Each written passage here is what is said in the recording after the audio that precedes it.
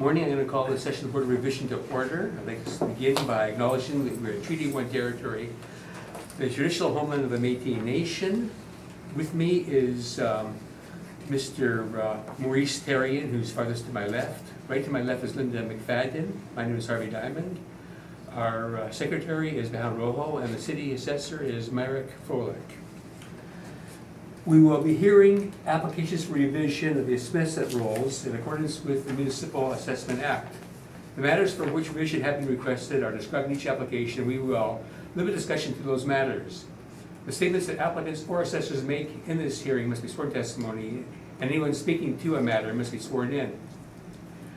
Be advised that comparison of assessments of properties are not considered evidence of market value by the Board of Revision. Our board is appointed annually by council and is independent of it and the city administration. We make our decisions on the basis of the evidence provided at this hearing, and we issue written orders that will be mailed to all parties as soon as possible thereafter. Please note that our decisions with respect to an application may be appealed to the Manitoba Municipal Board if the matter pertains to assessed value or classification, or to the Court of Queen's Bench if a matter pertains to an application for exemption from taxation. Should a party wish to appeal, information on to do so will be included with our order. With respect to the hearing process, I will confirm that matters to be addressed with each applicant following the swearing in. We'll then have the assessor's testimony followed by questions they have, and then the evidence testimony followed by questions. Each side will be given an opportunity to summarize if they wish to do so. Once all the evidence on an application has been brought forward, the applicant may leave. The process will repeat for each item on the docket, and the session will close after all applications have been heard. We'll make our decisions in private and after our deliberations, and we'll forward our orders as soon as possible after our registered mail. The information here is being live streamed and recorded to form a public record. Thank you. Can you swear the parties?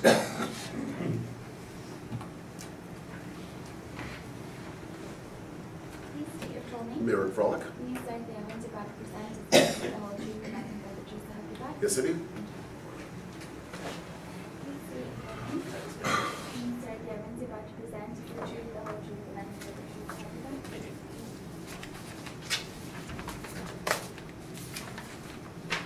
God? So when you're ready, you can proceed. Okay. So the first property that we're looking at will be 181 Henlow.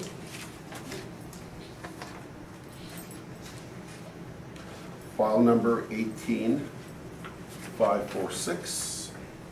Roll number 03065145900. The assessed value was originally $7,806,000. We'd like to make a recommendation to reduce the assessment to $6,503,000. And we made a slight change to the rents on this property. I'm sorry, I missed last. We made slight changes to the rent to come up with the recommendation of the Okay. $6,503,000. Okay, that's fine. And you accept that? Okay, thank you very much. We'll. The other thing I thought you can leave, Mr. Becker, thank you. Oh, I have, Oh, we have others? yeah, I have Yeah. those. Okay. All that was just adjusted was the rent? All the rents were just adjusted. Okay, so, thank you.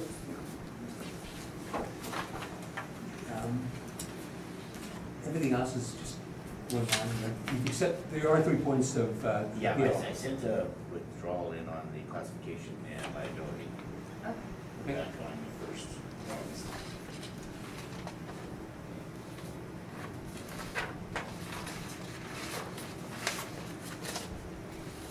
Okay. Do you need a copy or? Yeah. Okay, thank you.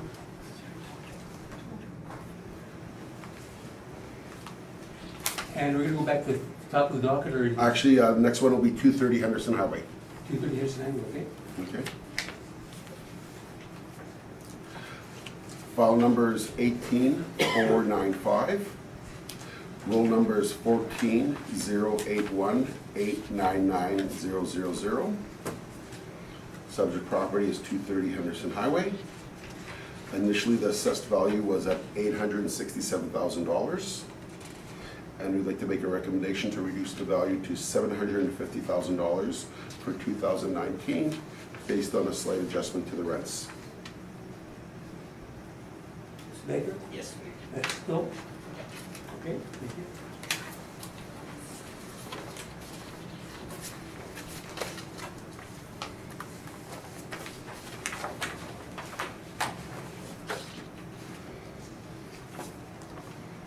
Okay, next matter, Mr. Foley? Will be 222 Osborne Street North.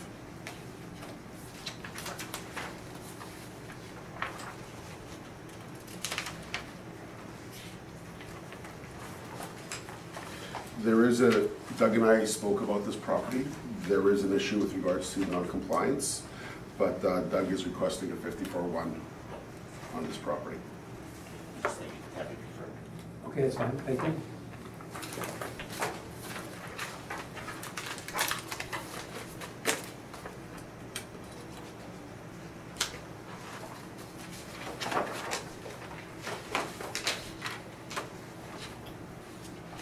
Mr. Philip, next matter?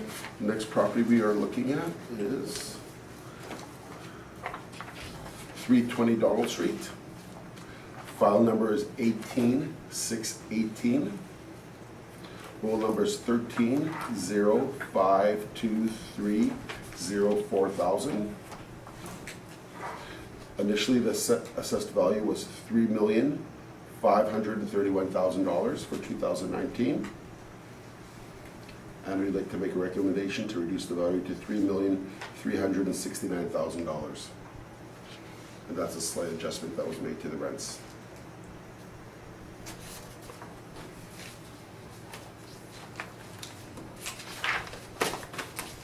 That's it, Commissioner. Thank you very much. And we just got to do the last property, the 333 St. Mary's, Yes? and that's the next one that we have. Okay, okay. And that's, And there's no recommendation here, so. no, it's just going to be a 54-1, Okay, because that's the one where there's a pending supplemental. okay. Yeah, it should be over within the next month. Yeah, or so. Basically, After the go back- election, I'm guessing. Yeah, and it will go back to 2018, so Yeah. it'll be a whole new value. I see. Thank you, Doug. Okay, that's the rationale. Thank you very much. Thank Morning. you. Thanks, Doug. Thank you.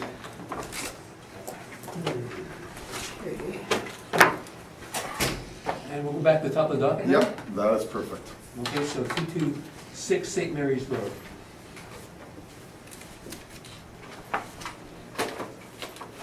State your full name. Trevor Johnson. Do you swear the evidence you're about to present is the truth, the whole truth, and nothing but the truth, so help you God? I do.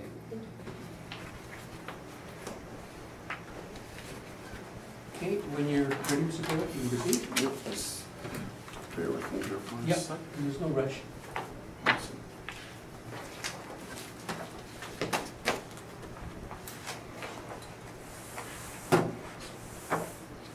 Before I start off, Mr. Smith and I had the opportunity to do an inspection on this property.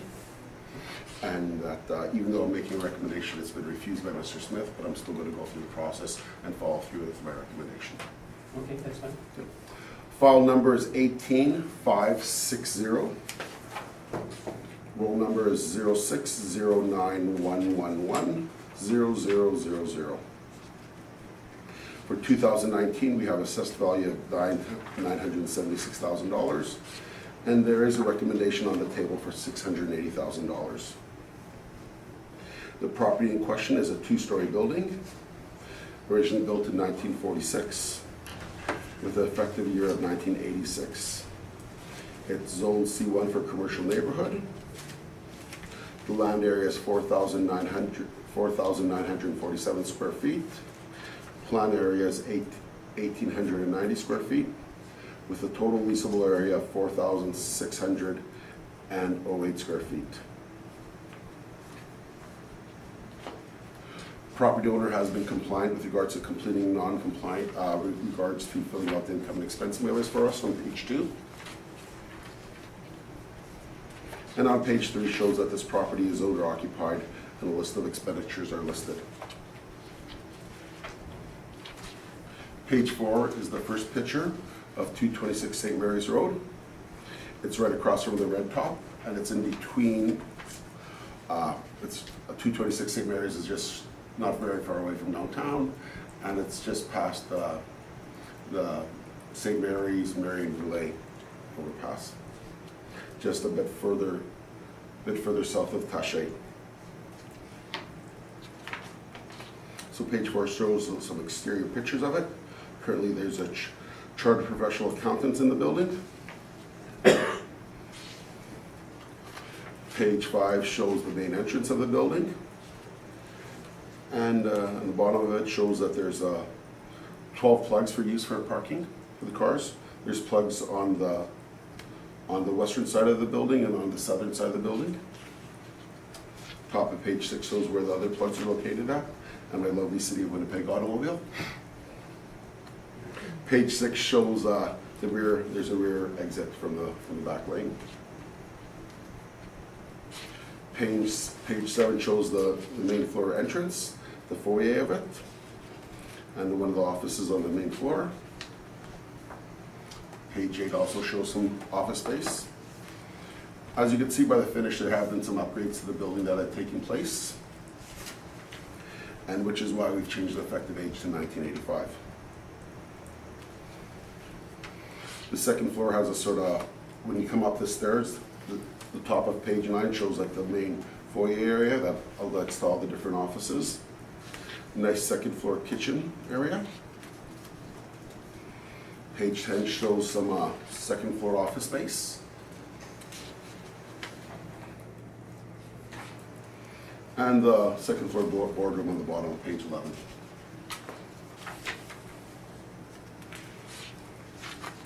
Basement area shows some storage place and one of the basement washroom as well. For whatever reason, I didn't take a picture of the main floor washroom. And page 13 just shows the utility area for the basement and the basement window. There was also a listing for this property that was on for sale with Colliers, and there's some additional pictures to support the pictures that I have listed here. Some key components with regards to the building: electrical, 200 amps, parking, what the assessment was in 2016, and some additional pictures on page 16, 17, the floor plan, and 18, where the subject property is located at within the City of Winnipeg.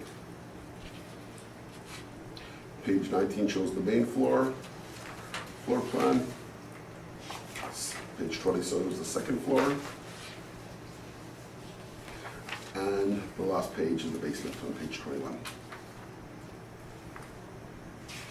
So initially, where our error was made in judgment is why we made the recommendation for this property, is we had one leasable area of 4,608 square feet. I'm looking at page 22 right now. So on page 22, we had a leasable area of 4,608 square feet with the one value of $14.03. In my opinion, that was too high, which is why I made the recommendation. Other parameters we have is we have 7% vacancy loss, model parameters, so this is an owner-occupied building, so it is not vacated. Expenses are at 7%, shortfall 7%, with a net operating income of $53,657. Using a cap rate of 5.5%, we had a value of $976,000. In my opinion, that was too high, which is why I'm making the recommendation seen on page 23. So on page 23, I have the first floor rent at $12. I have the second floor rent at $10, and the basement space at $7.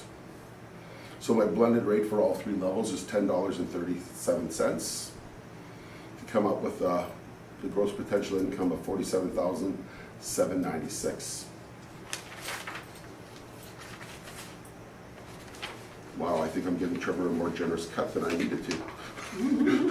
I just noticed there's a discrepancy on the vacancy of 9.5%. So did I. Yeah, so anyways, with that being said, I'll hold true to my value.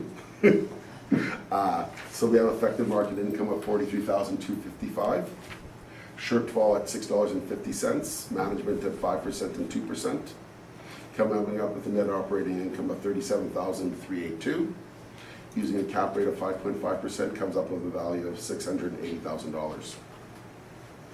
So what I've done on page 24, if I showed comparables of similar type properties in the St. Boniface area. They're all pretty close, they all have similar effective ages. So I have a property on 759 St. Mary's Road, bit smaller space than the subject property.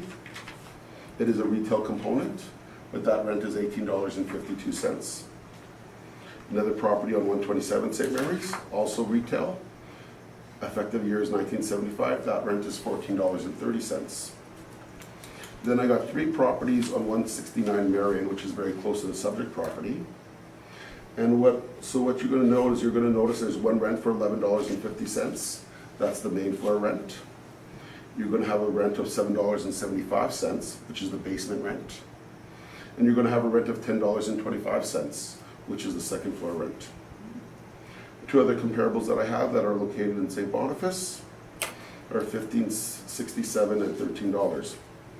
So when I divided the 6 rental properties in half, it works out to $13.87. Page 25 consists of our cap rate study. And that concludes my formal presentation, and I'm open to questions.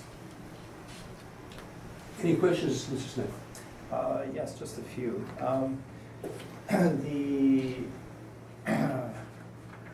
Just reference to the sale brochure from Yeah. Colliers, that would be a post-reference brochure, is that correct? It is a post-reference brochure. I have not referenced it. I put it there for supporting documentation. It has more pictures that I can't provide, so I just did that for information purposes. I blocked that out and I haven't mentioned a sale. Fair enough. The original construction date of the property, 1946, it's been adjusted for an effective year of 1986. Do you know what the improvements are that have been done to the property? I think it's self-explanatory if you look at the finish of the building. Internal finishes? Internal finishes, well, there are new windows.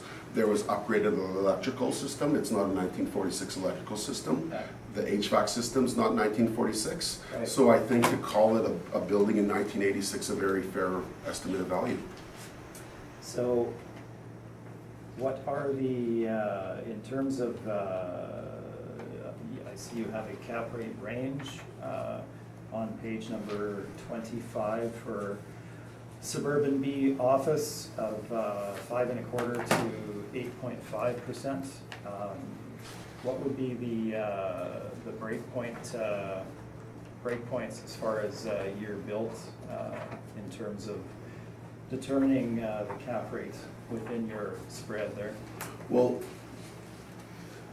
in terms of age, it is not a brand new building. In terms of location, the location would be a very positive feature to it. So those are just 2 factors that would factor into the cap rate study for this property. Yeah.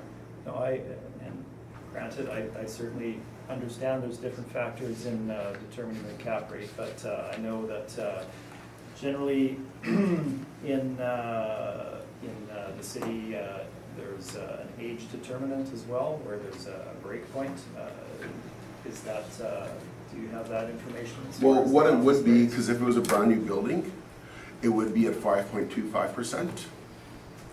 The cap rate for an OFS suburban. But because it's not a brand new building, the next would be at 5.5. So we're at 5.5%, even though the building was originally built in 1946. But the current state and use with the upgrades is more reflective of the effective year of 1986. Okay. And so, like I stated, if it was a brand new building on OFS, then the cap rate would be 5.25%.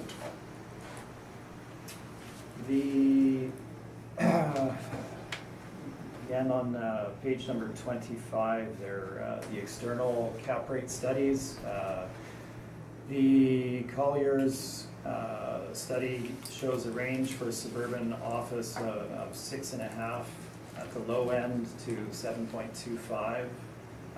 CBRE ranging from 6.5 to 7.5, and then ourselves for all office between 6% and 7%. Were those ranges given consideration in determination of the cap rate for this small two-story office building?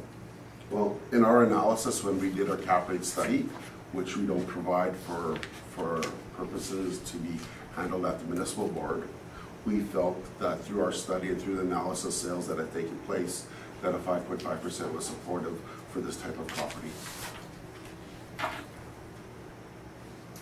Okay.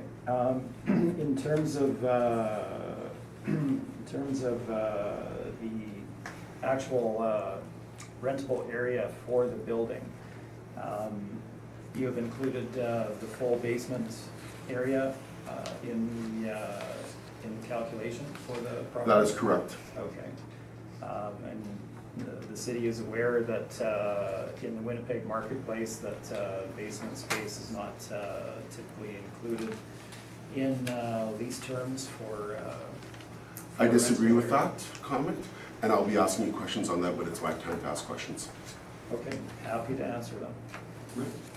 We'll wait till then. I believe that, well, let's just take a very, our means of arriving at our NOIs is. Are you asking a question right now? I am. Because the board, Okay, so- okay, I'm sorry. answering a question, Sorry. and this is again, in terms of the rental rates, your first two, when we're looking at page number 24, your first two properties are street front retail where they sell products out of the buildings, correct? Yes, And they're considerably smaller than the subject. that's correct. And they subsequently have a higher rent. 164 Marion Street, comp number 6. That particular tenant, I believe, went dark, and the property is vacant, is that correct?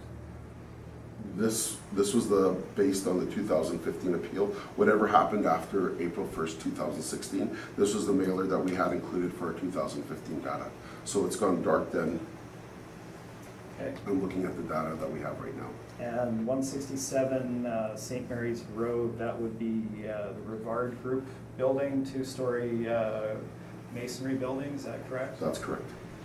And a lease term starting in 2010, is that an arm's length transaction? Based on the information that was provided to us by the mailer, it is. Do you know who the tenant is? It's the Manitoba Adolescent Group. And they were in there at that point in time? They had sent us the mailer stating in 2015, so we would have got it from our database of all the mailers that were provided to us. So if things have changed since then, I'm not aware of that. Okay. Okay, those are all of my questions, thank you. Thank you.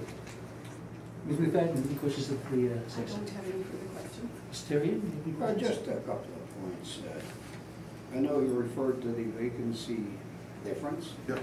but then also I see the shortfall is a bit different. Is the shortfall different as well? Well, from what I'm reading, Oh. 7 and 650. Yeah. So I don't know if there's any reason for that. Assessor error?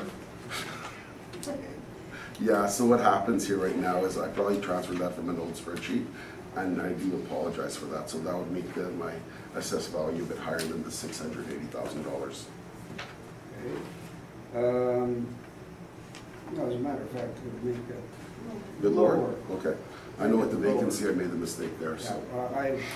I'm just looking at what's there. I don't know what the revised figure would be, but Mhm. the cap rate, obviously I was looking at that. And do you have any information on the cap rates that were, it's always a little tricky this stuff. Yeah. Cap rate used on the comparables, because we're looking at basically, well, they're built between 1972 and 1988. This is a 1986 effective building. So I was trying to get a handle on what those cap rates might have been, if you know, on the comparables. Well, I don't have access to that information right now. Because it's always tricky, you adjust the rents, you adjust this, adjust that, Yeah. and then the cap rate comes Well- in and it could change everything. And in fairness, this You know- property is owner occupied, and we're giving it a 9.5% vacancy, and it's 0 vacancy. So they're all factored in, so whenever we discuss values, we don't pick and choose which is most advantageous for us. We always look at the 3 key components, which is rent, vacancy, and cap rate to come up with a value. I'm comfortable with the value that I presented here, and so I'm not picking and choosing what's suitable, because I'm not chasing the high rents. The average rents that I have here is $13.87 for this property, and if you look at my recommendation, I'm making an average rent of $10.37. So I could use a higher rent for this property, but then I would also use a higher cap rate, but I want to be consistent in my process. I could use a $12 rent for this, but then what would my cap rate be? Okay, that's all, Mr. Chairman. Thank you. Thank you. So in your mind, because I'm not sure how this actually works, Yeah. I have done the arithmetic, Yeah, so maybe you can tell me. So you made a mistake on the vacancy factor Yeah. to the advantage of the applicant, yep. and you have a smaller shortfall by Yep. 50 cents, so did the one compensate the other, or? I think the vacancy, the benefits of the higher vacancy supersedes the shortfall, Okay, you know, and so, but like I said, my value is my value. I'm comfortable with it. I took a look, I did analysis, I inspected the building. yeah, I think the big deal here is cap rate. Yeah. And, you know, I look at the city's, cap rate, and we have no evidence before us, Yeah. other than this chart, and your information that a study was done. And I'm not sure what Collier's or, Yeah. have done or others, but their rates are Yeah. suitably different. Yeah, and I appreciate what the board has to deal with. Yes. But in the same regards, if we use the Collier cap rates and if we use the other then there would be higher market rents as well. Okay, well, I get that. And so that's why in a lot of situations Okay. where in the previous with Mr. Becker that we were dealing with, we didn't touch the cap rate, but we adjusted the rents. Okay, so I understand that. So you come in with, you consider A a fair- reasonable rent, Yep, and if the cap rate's a little bit lower, then maybe we could argue Yep. that it's compensated by the fact that you have a lower rent than you could have. that's the department's, That's your department's position, thank you. Okay, so I get that, and we'll see what Mr. Smith has to say. Okay, thank Okay. you. Okay, yeah. Great, thank you very much. Just while we're on that topic, I'm going to direct you into my addenda. And it is the third page in the addenda, at the rear of the brief. It's the original City of Winnipeg workup. It looks like this. Third page in the addenda. Third page in, okay, sorry. So if you look at the top of the page there, the leasable area is stated as 3,780 square feet. The gross above-ground building area for the building is 3,920 square feet. That takes into account full external measurement of the building. The leasable area, of course, excludes interior extrusions, etc. It's the actual measurement of what is leased to the occupant, and the 3,780 square feet is the actual above ground rentable area. The City of Winnipeg, in determining their original $683,000 assessment for the 2018 assessment year for the property, used 3,780 square feet in their determination. That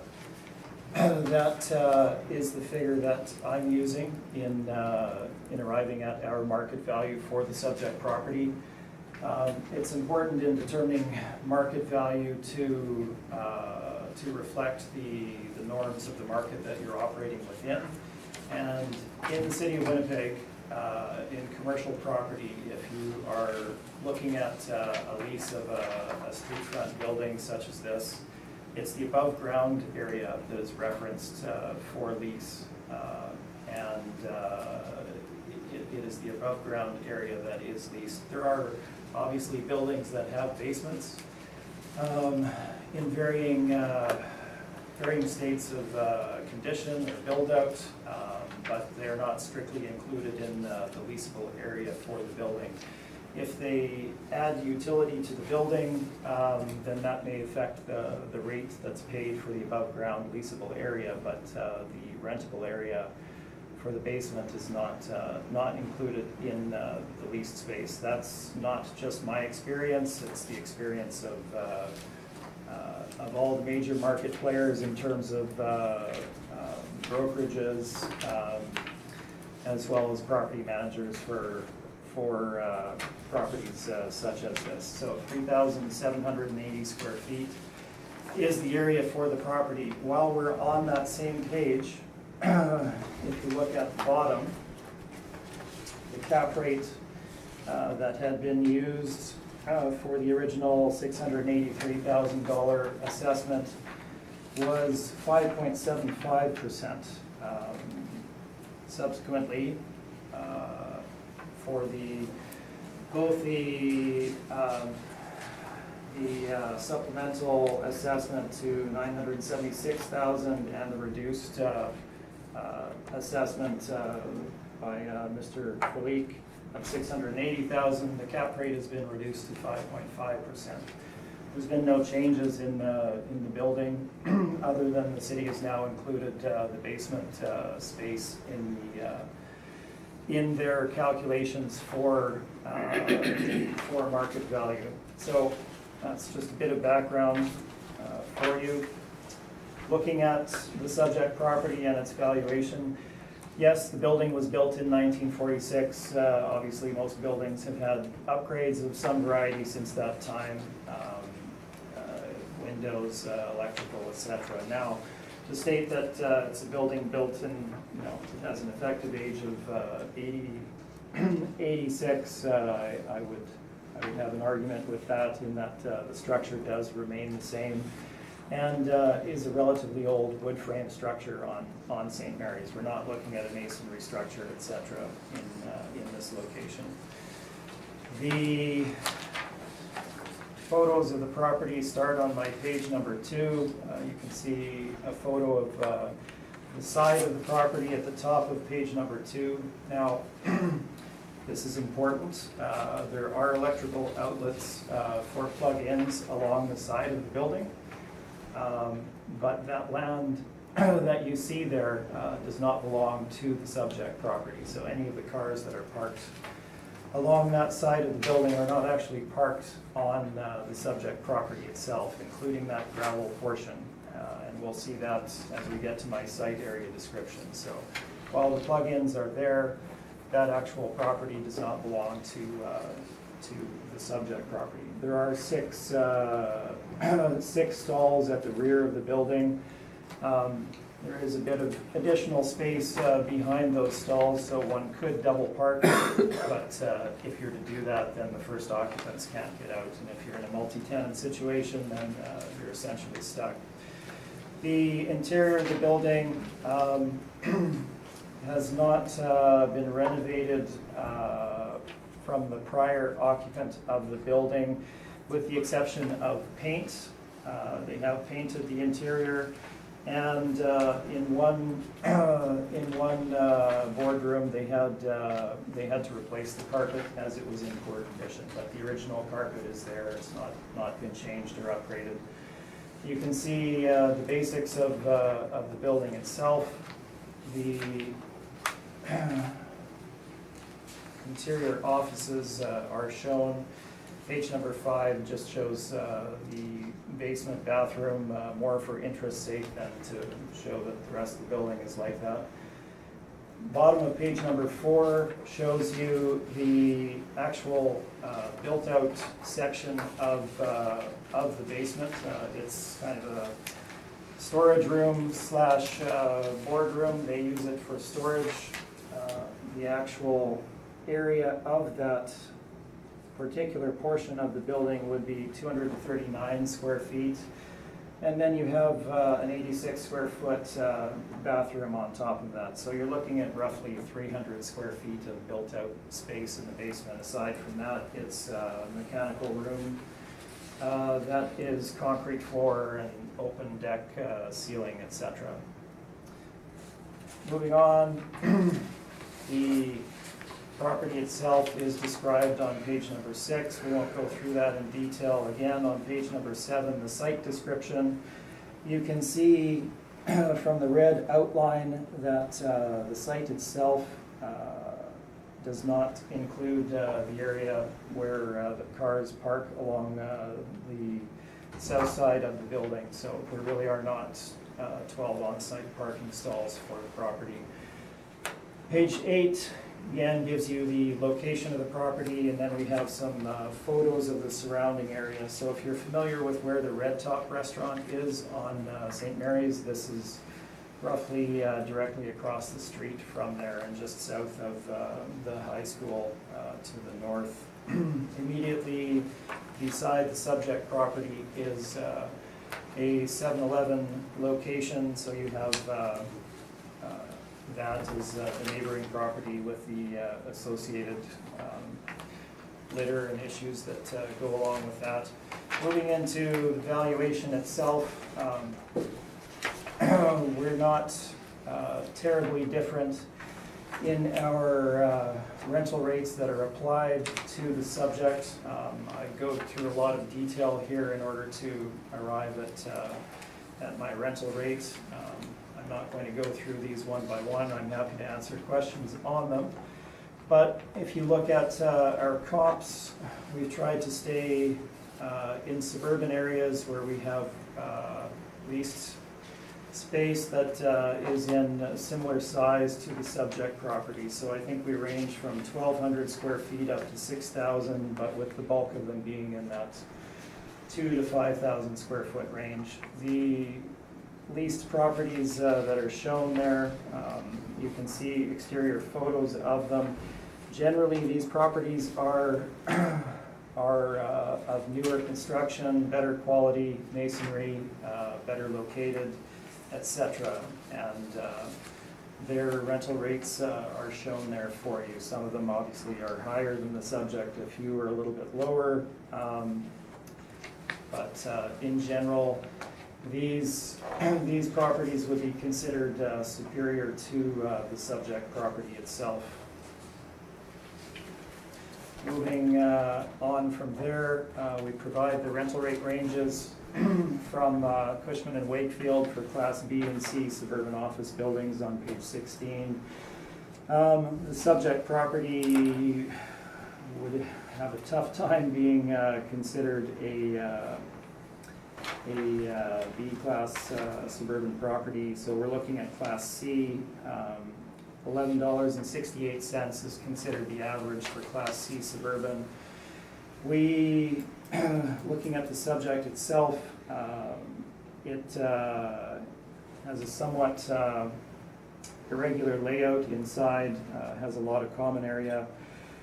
On the second floor, obviously no elevator to the second floor, central stairwell taking up area, kind of an odd layout on the second floor in which there's two different levels, so you have some levels with lower ceilings. The space, while yes, it has been modernized since 1946, it's not, furnishings are not new certainly, so we've assigned it a rate of $11.75 a square foot, which is roughly just above the average for Class C suburban. And again, that's based on the above ground leasable area of 3780 for the building. As the building is owner occupied, we have not applied a vacancy rate to the subject.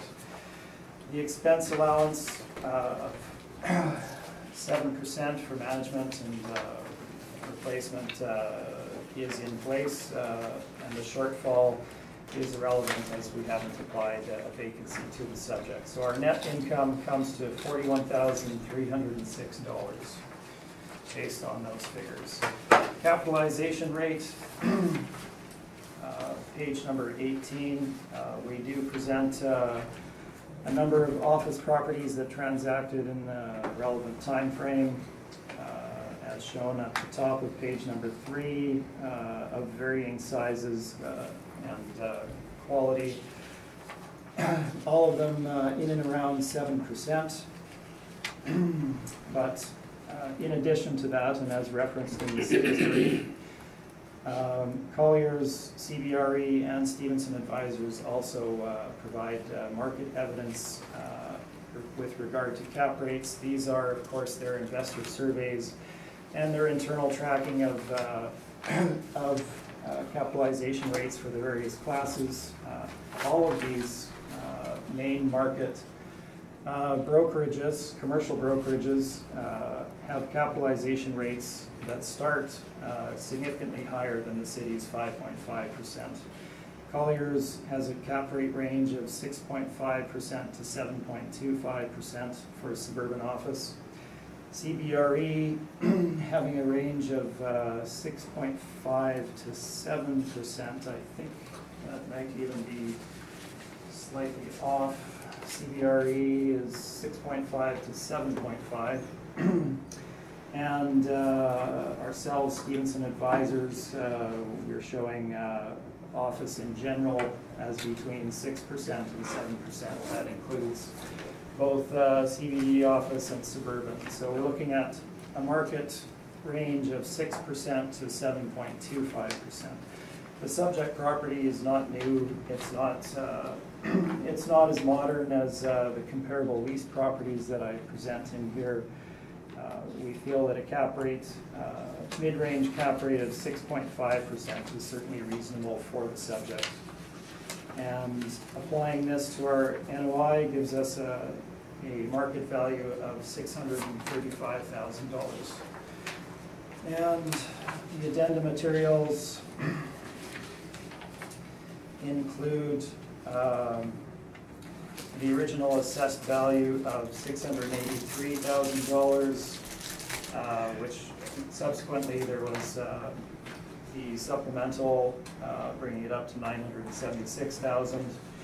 We have the original City of Winnipeg valuation using a cap of 5.75%, and just some background on the building as well as the market participants information at the rear. And that is my presentation. Thank you very much. Thank you. Any questions, Mr. Fuller? Quite a few, unfortunately. Okay, well, begin. Okay. First thing I'd like to reference is the third page that Mr. Smith referenced. His page, the City of Winnipeg page, right here. Okay. So there was a supplemental appeal on this property. So, original built was, so would you say this building's a 1965 building right now in its current state, Mr. Smith?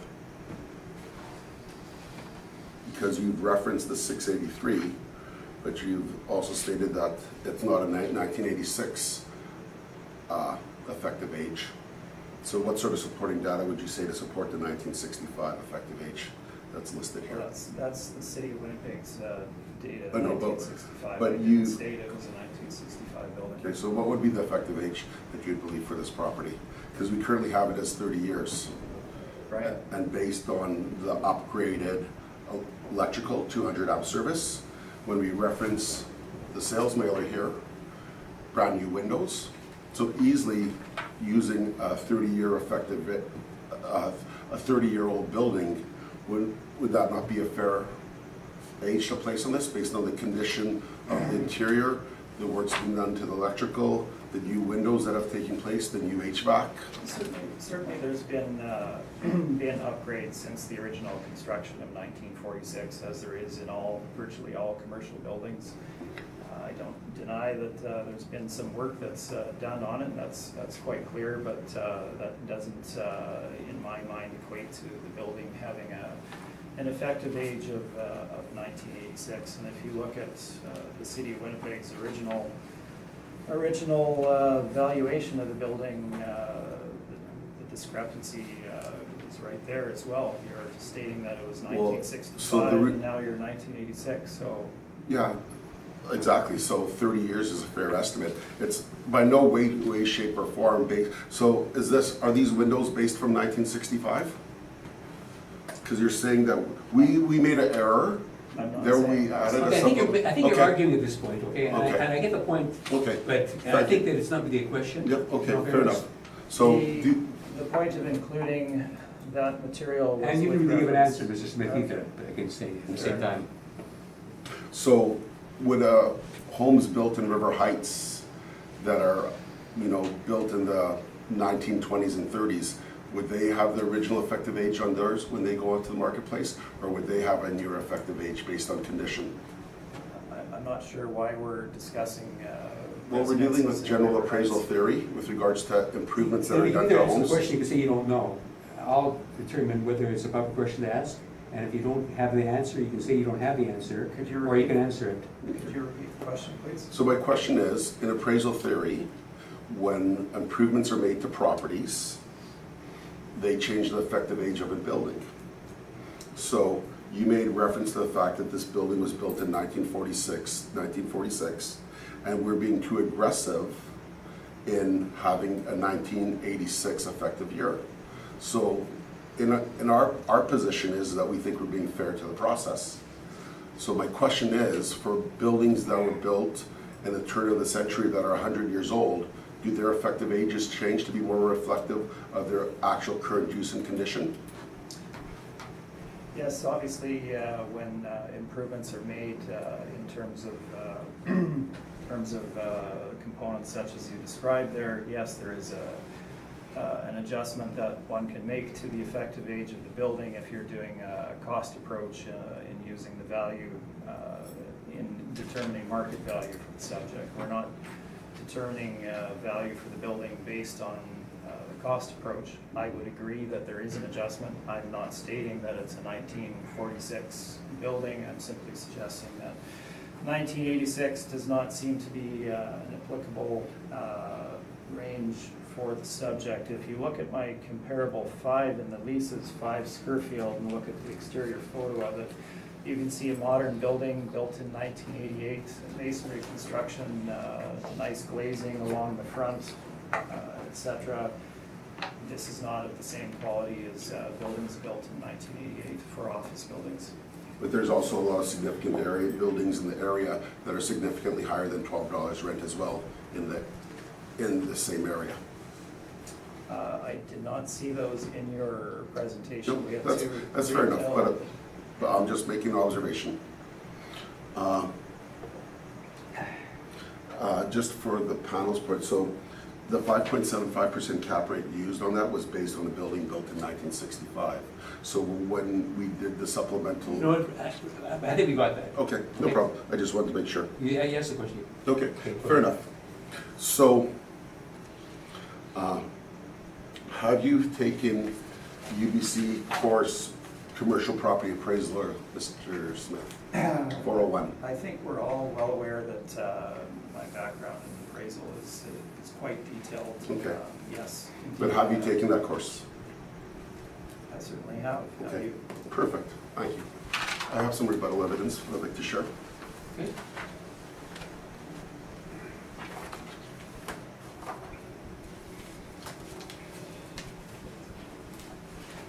I believe I've probably even reviewed this before I came in because. Well, I hope so, because when you're doing the income approach to value, you are following this up.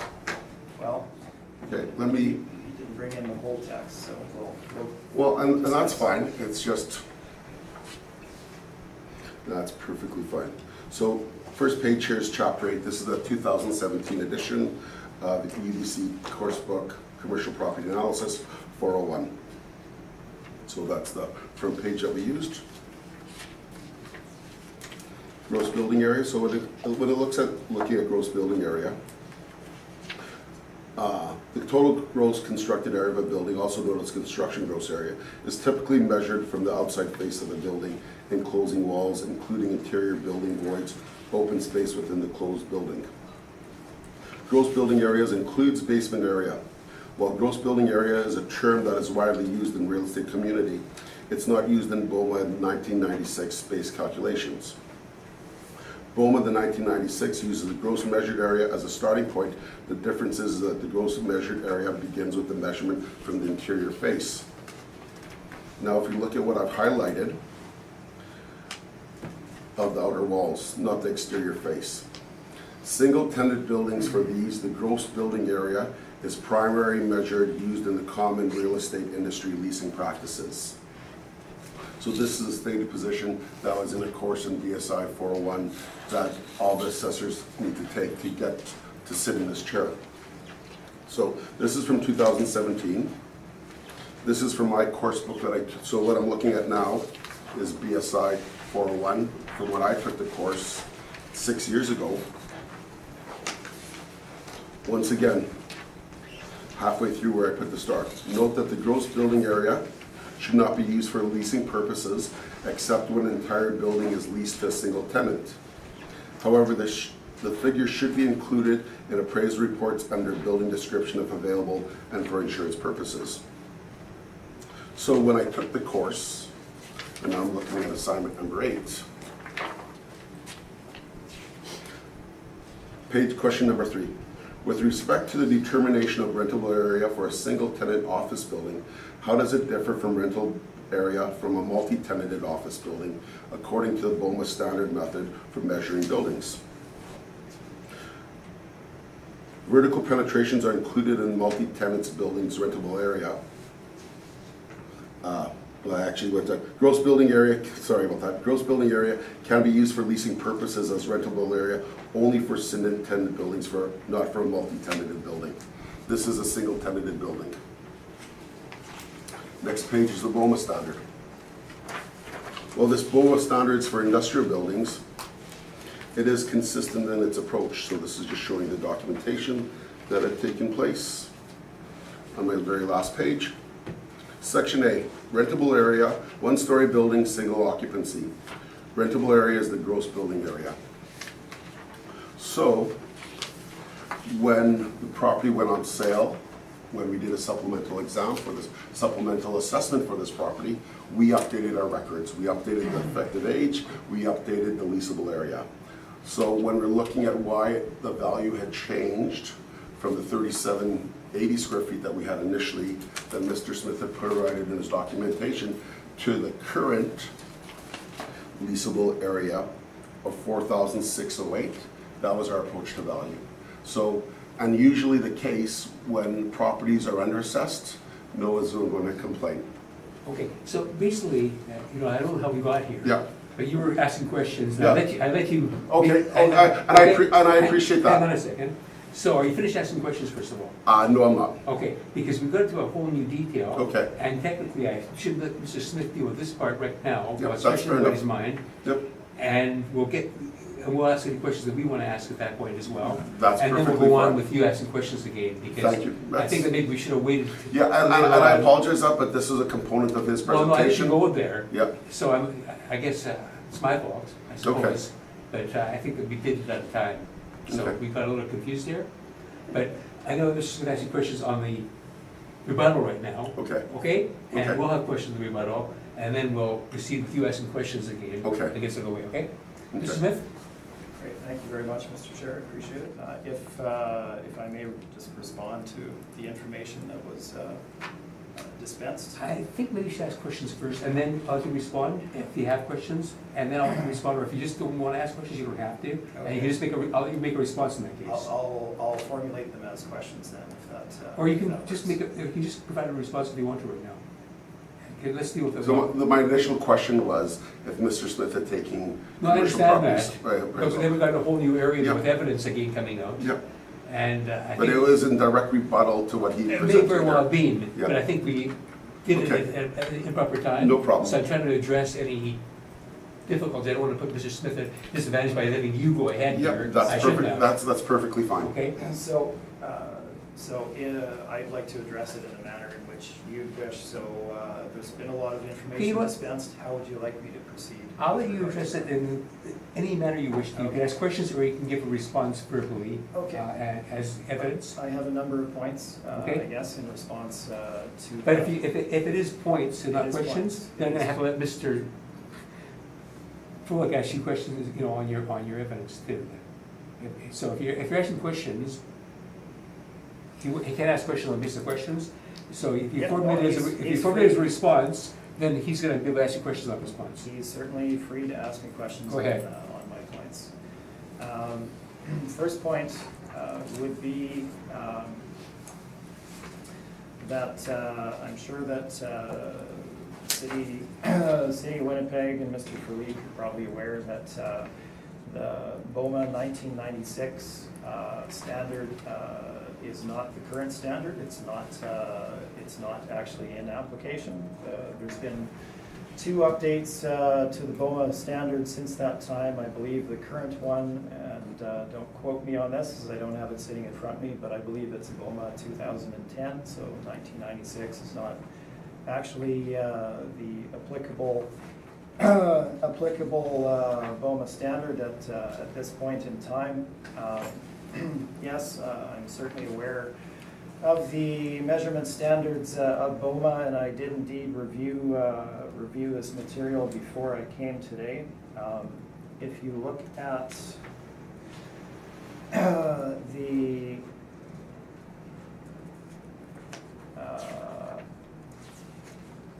point, I'm just going to direct you to, I guess it's the last page in Mr. Frulick's materials here, titled Section A. We're looking at the title there, Exterior Wall Methodology to Determine Rentable Area in... Where are we? Last page of your Last material. On what, the municipal experts? Yes. Oh, on this new one here, okay. Yes. Thank you, sorry, I apologize. So I'll begin again. Section A, Exterior Wall Methodology to Determine Rentable Area in Industrial Buildings. We're not looking at an industrial building, we're looking at an office building. Second point, 1-story building, single occupancy. Rentable area is the gross building area. Well, again, we have a 2-story building here. It certainly could be multiple tenant. There is a secondary access to the second floor via a staircase from the rear of the building that provides access to the second floor from the rear laneway area.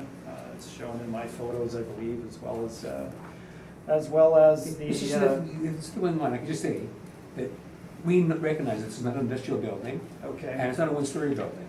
So I would say that Section E is not applicable. If you want to just further, you can, but I think that insofar as that alone, Sure. I think that does it. Okay, I don't want to go on at length here. The important point that is missing in all of this, and I did not bring the book with me, as I don't typically need to bring my appraisal books to the hearings, but if you go through that course and the measurement, it also refers in the text to the importance of adhering to local real estate practice with regard to measurement of buildings and leasable area, rentable area, etc.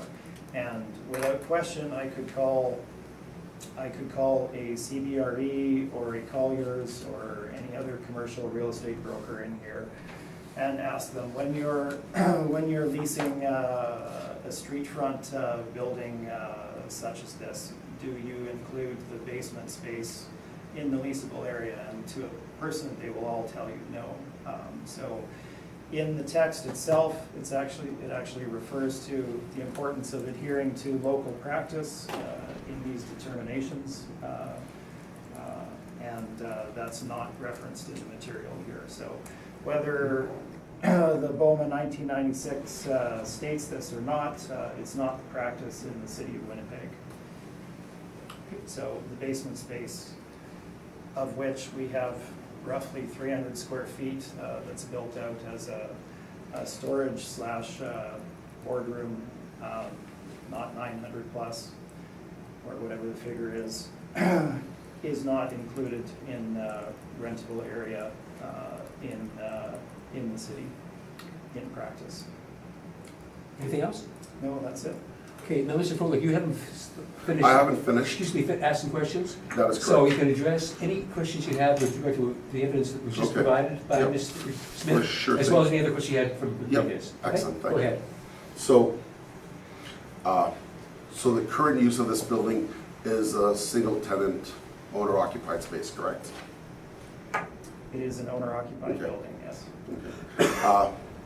For your AIC designation, do people have to take commercial property analysis 401?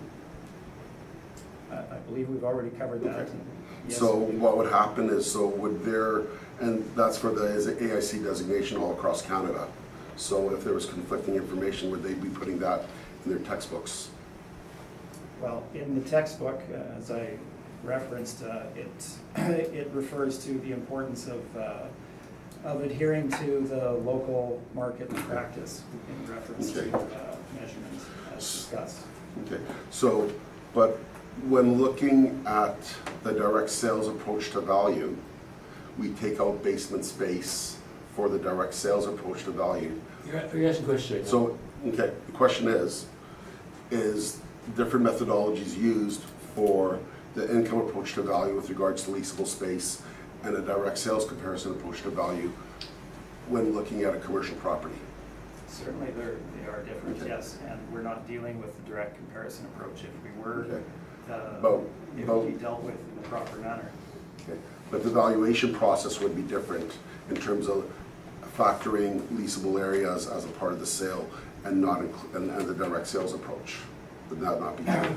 Well, when you're looking at the direct comparison approach, you're not looking at the leasable area as such. You're comparing the above ground gross area of the building. Okay. Those are different. No problem. So I am now referencing, just bear with me for a sec here. I'm not sure that this material is included in either of our. I'm referencing your document right now. But my question was, is I have rebuttal information, I was basing my, Okay, yeah, we'll finish the rebuttal now. there is no more Finish the rebuttal, no, it's rebuttal. just, yep, and that's perfectly fine. Okay. So I'm Proceed. referencing page number 12 of Mr. Smith's brief here. So your first 1, 2, 3, 4, 5, 6, 7 properties are all in the southwest quadrant of the city of Winnipeg. Is that correct? Correct. And would, in terms of the rents that you've provided here, would they be at the mid-range, the bottom range, or the upper range of rents for those first 7 properties? They're not specifically at one end or the other end. They're rents in buildings in the southwest quadrant, as you mentioned, generally newer built for the most part. What I was looking for were areas that were somewhat close and leasable in the leased area to the subject property. So you see a range from probably the low to the high or the upper middle there, I would suggest. Okay. And so would you, okay, so would there be a bunch of rents of these type of properties in the $8 range? You know, because if this is the midpoint, it's not high, it's not low, so you're suggesting that there'd be a lot of rents in the late $8 range, because that'd be like maybe a 25% lower. I never suggested that. Okay. So out of your 15 comparables, you could only find 2 comparables that are close to the subject property? Does that seem a bit odd to you? No, not when you look at St. Mary's Road and you go up and down there. Typically, you're looking at, there's very few straight office buildings in that particular quadrant section of the city. Generally, they're smaller. We don't necessarily get data on a lot of smaller buildings like this. Fair enough. I actually do have some rebuttal evidence with regards to, You know, maybe, I'm just went through this before. Okay. Let's leave the rebuttal. Okay, till it's for time to sure. rebut. No problem, okay. That's perfectly fine.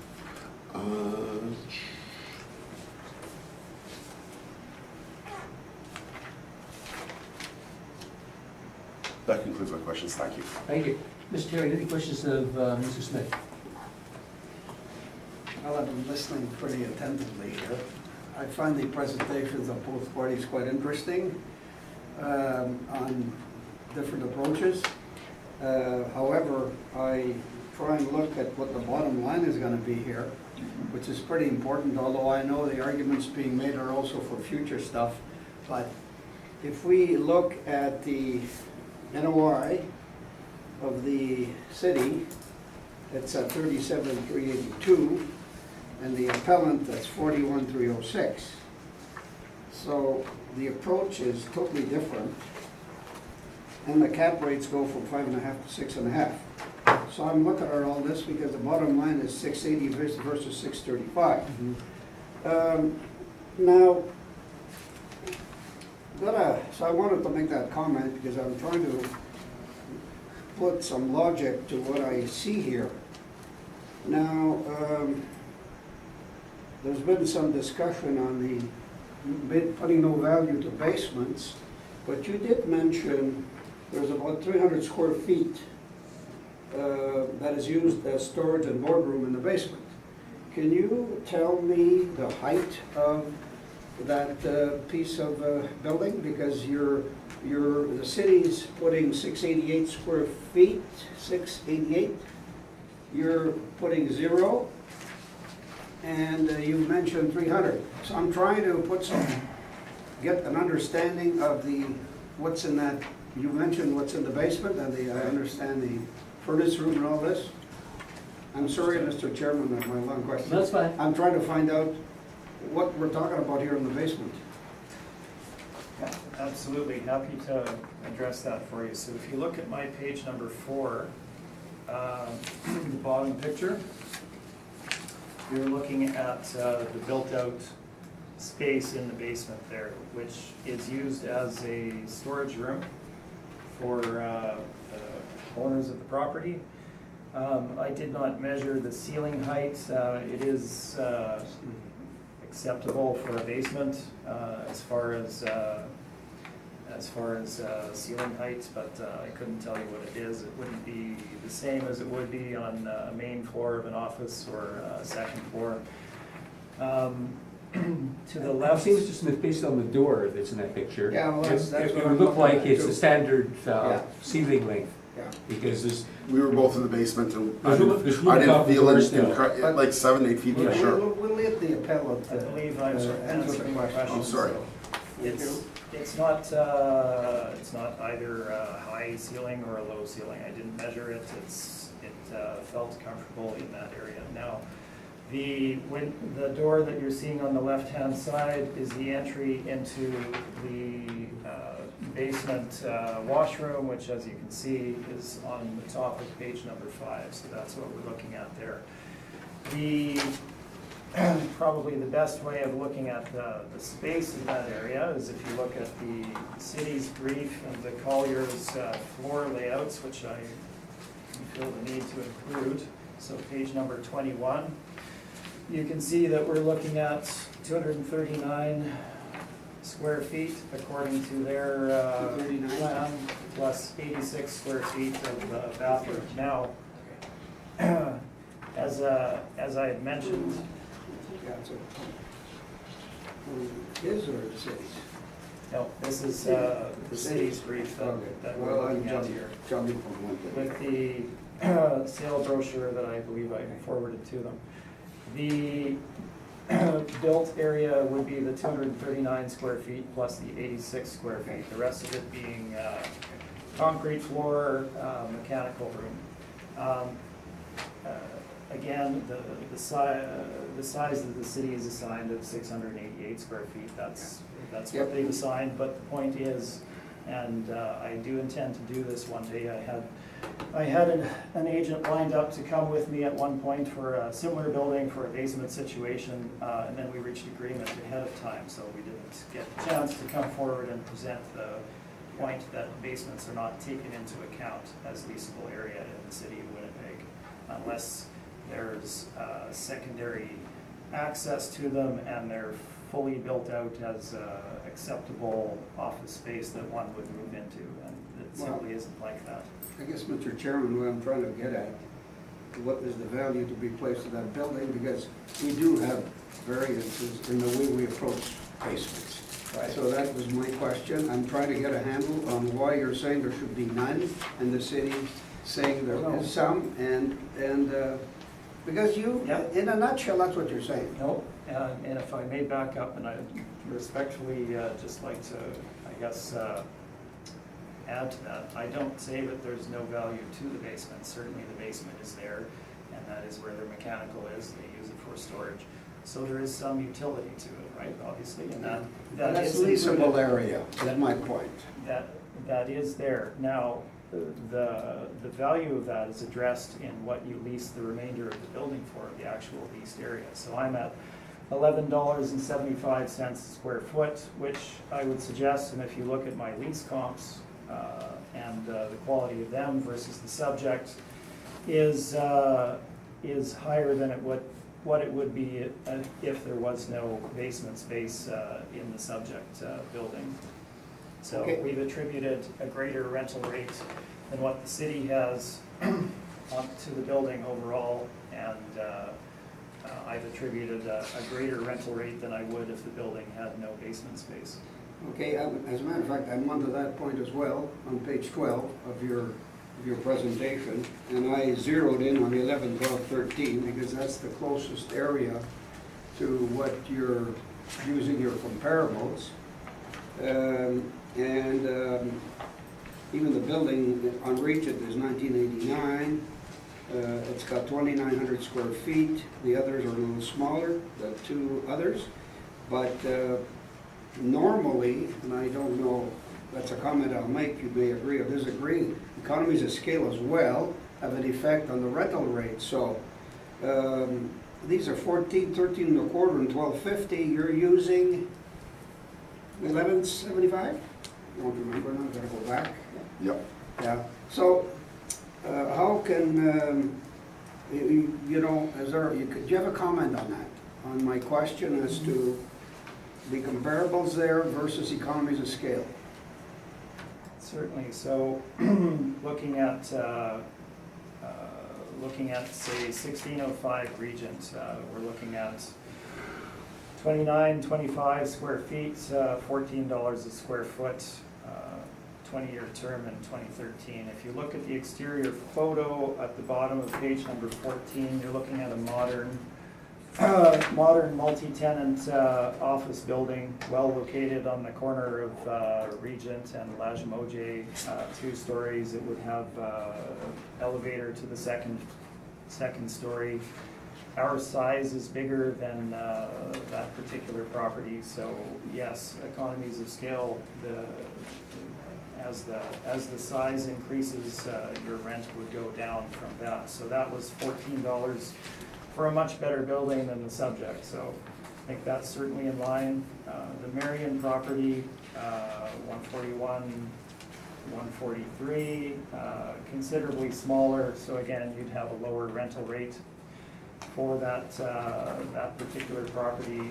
It's an older building that, of course, has been improved, as all buildings have been. So it's roughly a little under half the size of the subject property, so you would have a higher rental rate.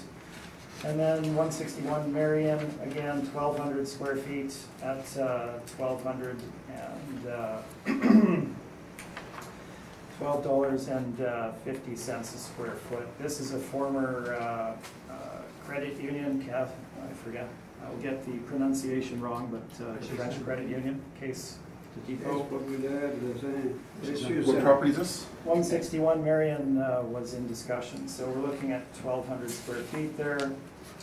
So they're at $12.50 a square foot for that. I would argue very similar locations. So the 1175 is certainly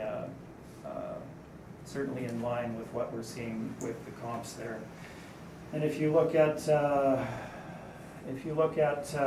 properties that are in the southwest that I've quoted, it's again generally acknowledged that office space in the southwest is in considerable demand, and you can see the quality of those buildings and the rents that they're going for, and compared to the subject property, they would be considered superior.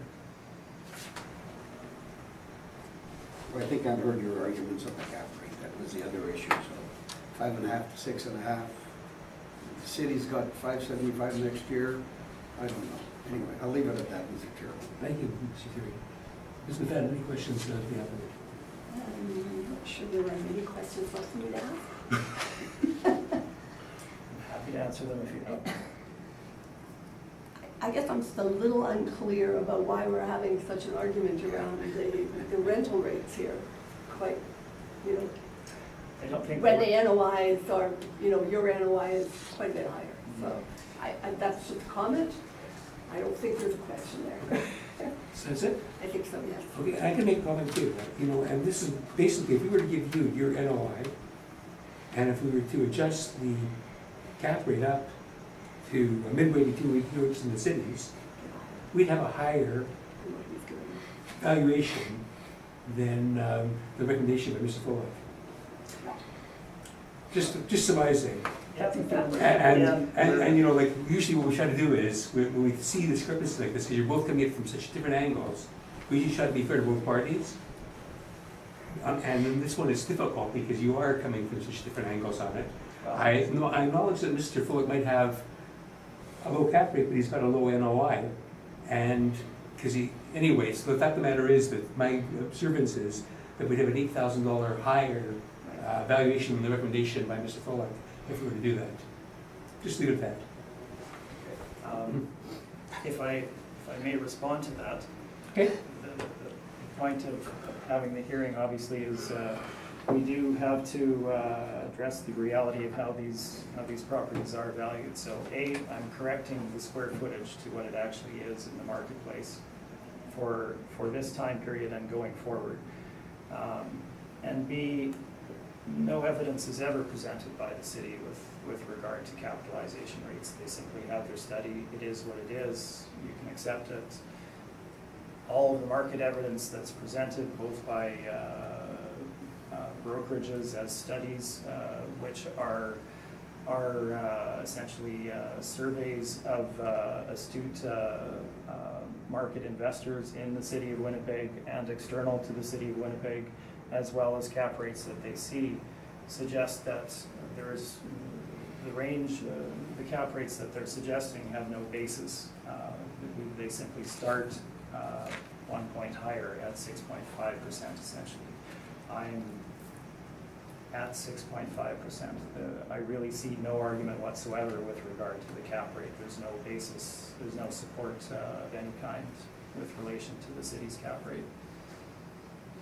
So that's why we go through the exercise. So simply finding a midpoint between theirs and ours, I don't feel is appropriate because no information is presented in order to back theirs up. I didn't say I was going there. I was just commenting. The fact of the matter is that I don't think that I would want to come to a situation where we came to a higher value than the city recommended. Okay. But thanks for your answer. Thank you. Mr. Fullock, you see you have some rebuttal evidence. And it goes into exactly what you're saying with regards to rentable income. I've noticed some discrepancies with regards to Mr. Smith's rent comparables, so I'd like to show them to you guys. I think we've already acknowledged the fact that we Okay. see that there's a. But this is pretty significant though. And- Okay, if you think you have to. Yeah, because I have it here and I won't share, and I do want to share it. Okay. So with regards to, you said 159, 161 Marion was a credit union? Your comparable number 13? The building was originally a credit union, yes. Okay, are you sure you have the right address? The photograph, I can indicate it was a credit union, I recognize it. Okay. And so the reason why I'm asking is that, well, for 159 and 161 Marion, there's an issue of non-compliance. And what I have here is I have two rents from 159, 161 Marion. And when I got the actual mailers taking place, the rents in question were $18.52 net a square foot and 11.55 net per square Well, if foot. you want to file that. Yeah, well, the point is, it's an important consideration. And the Okay. other consideration that I have here with regards to the 141, 143 Marion, was that there is a lease in place here for the period, there was a three-year lease in place for 1325, but in our records, we have no business assessment tenant listed in these locations. So to me, if we have no tenant located in the actual property, how could this be a lease? And then, we had nothing available, like there was no income and expense mailer for that Even property. if you filed the material, Yeah. we'd have a better Yeah, idea for what you're sure. referring to. No problem. So these are two pieces that I have. Thank you. But in fairness, like you said, I'm just doing this for due diligence That's fine. purposes. Because I really don't want to talk about this. That's fine. Do you want everyone to have a copy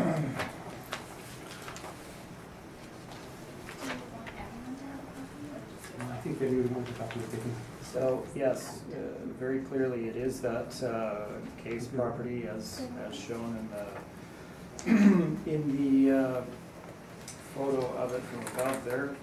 And not privy to your records.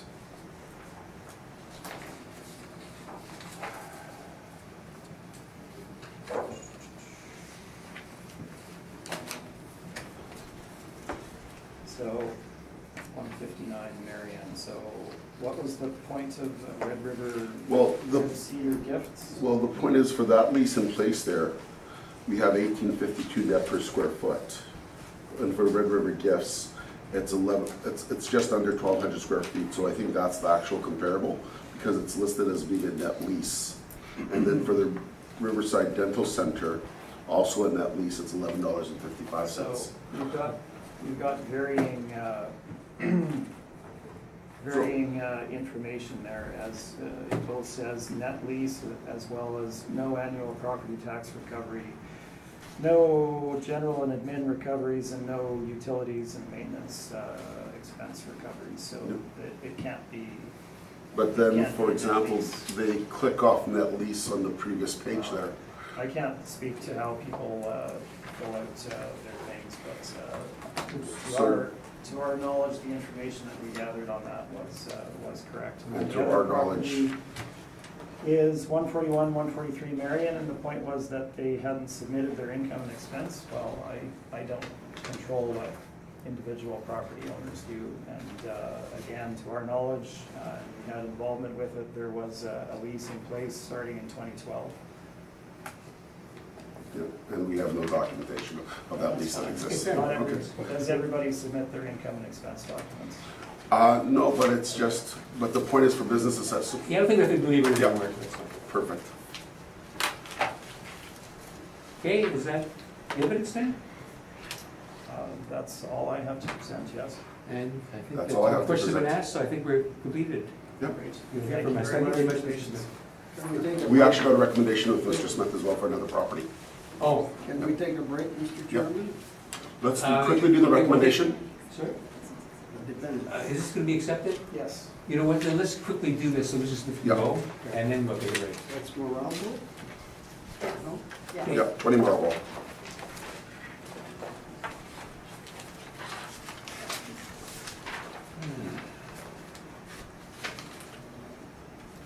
So, file number 18558, roll number 080037777000.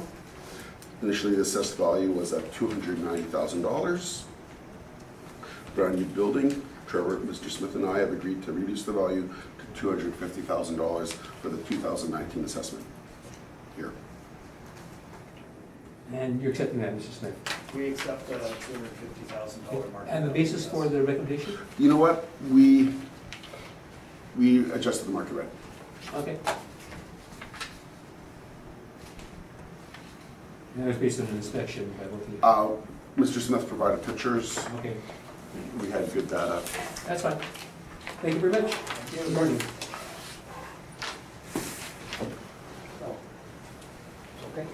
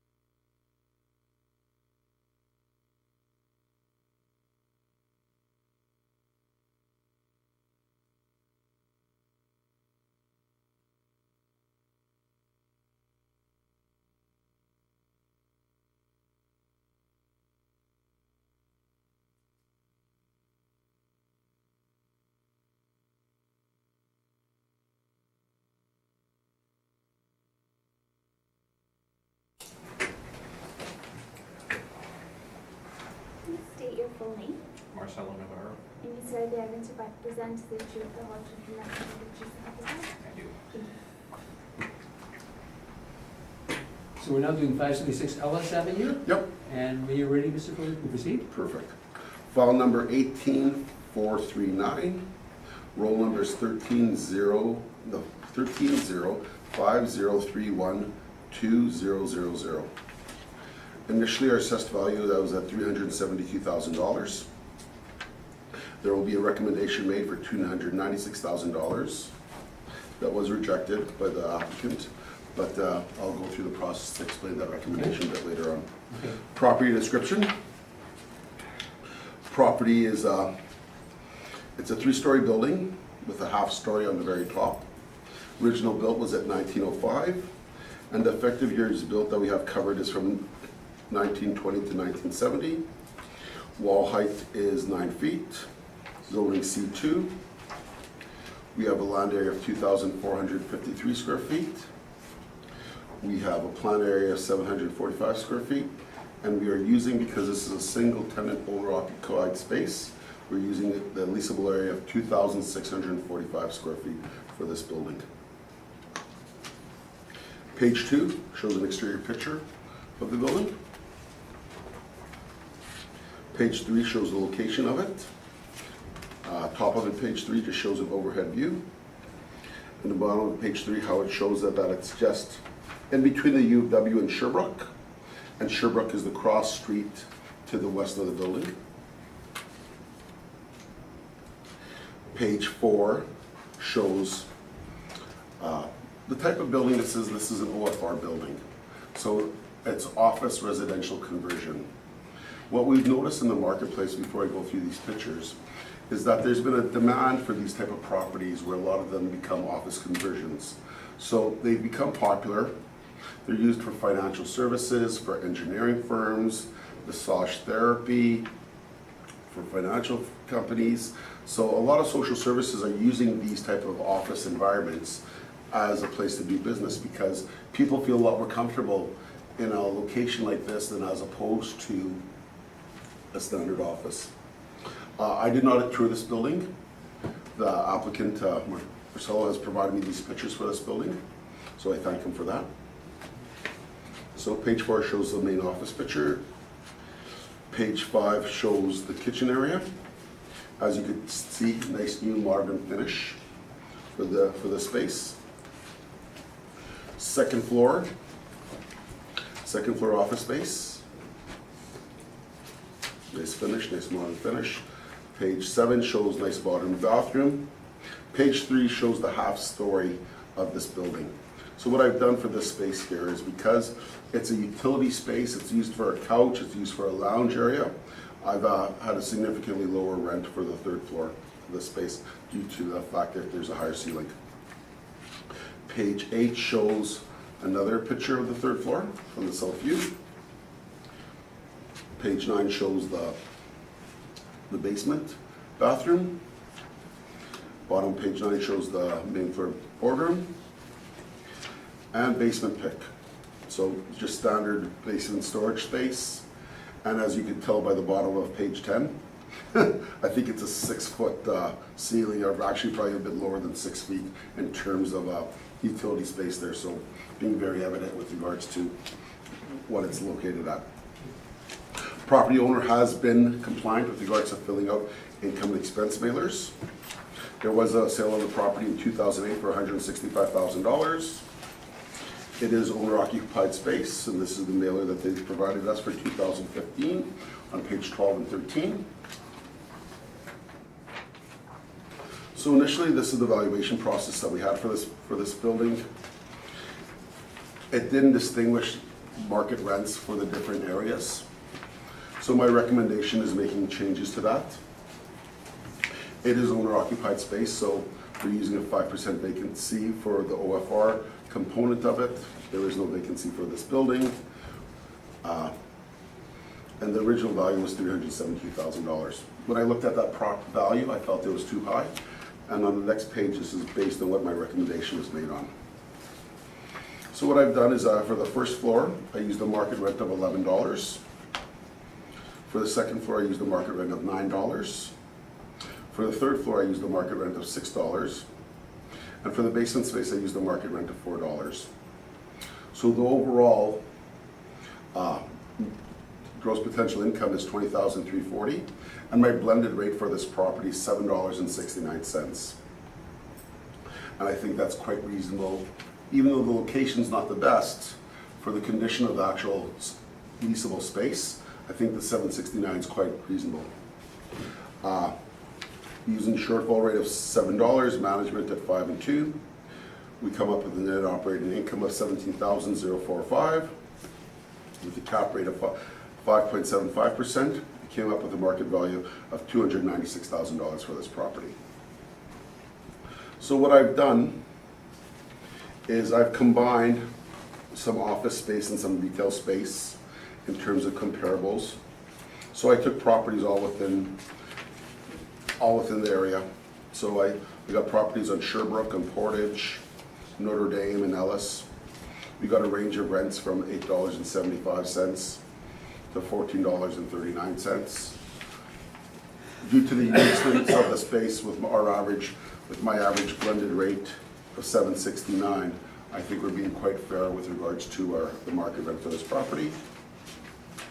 Page 17 is our cap rate study, and I am open to questions.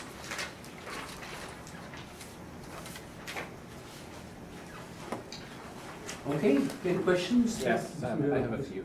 So I think you may have answered my first one, but you didn't inspect this one. That is correct.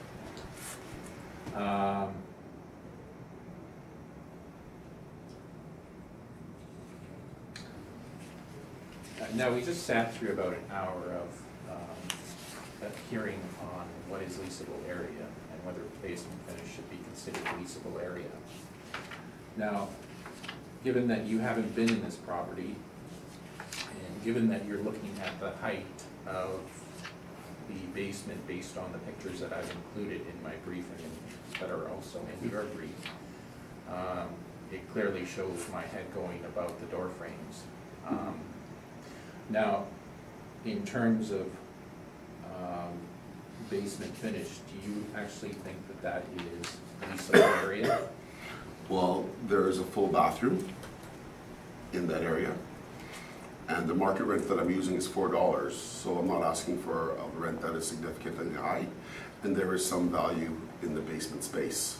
So when I combine the fact that there's a brand new, modern, finished bathroom. So I guess you're not listening to what I'm saying, though. I asked you, do you think that it's leasable area? Definitely. And Because do you there's think that value there to are that area. requirements for actually leasing area in terms of proper zoning and proper heights for basement to actually lease that area? As a single tenant occupant, there is value to the basement space. So we got to capture the value in one way, shape, or form. So I have assigned a $4 market rent for that space because there's value to the actual building. So your answer is then yes, you do think that it's leasable area. It adds value to the property. So we got to capture the value some way. And that wouldn't be captured in the rent above? Then the rent would be significantly higher than the $7.69 that I provided in my comparables. How much higher? Well, if I did the math here,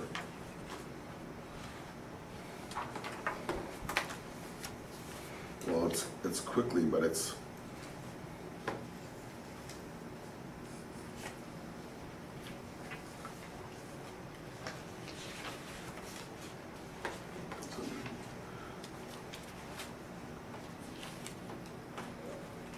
at 20%. So if I increased it by 20%, that would bring the value to still under $9, which is still pretty reasonable. Just under $9. For the overall building, value. If I excluded the basement rent. So if I included, so instead of changing that $4 to make amends for that, I could go $12, $10, and $7, or even actually go a bit higher, $12, $10, and leave it at the third floor at $6. The overall, when I looked at the quality of the property, I feel comfortable with the recommendation that I made for this property. Okay. Next question is regarding your vacancy. Now, you have a vacancy of 5% there. Yep. Now, I have the 2018 valuation of income producing properties, generally 2018 general reassessment. Okay. I believe this is a public document. I didn't include it in my brief, but it is. You can ask the question though. Yeah, yeah. The office class S, and I assume class S means suburban, and converted residences. The rate quoted in this study is actually 7%, not 5%. Can you explain why that's been done?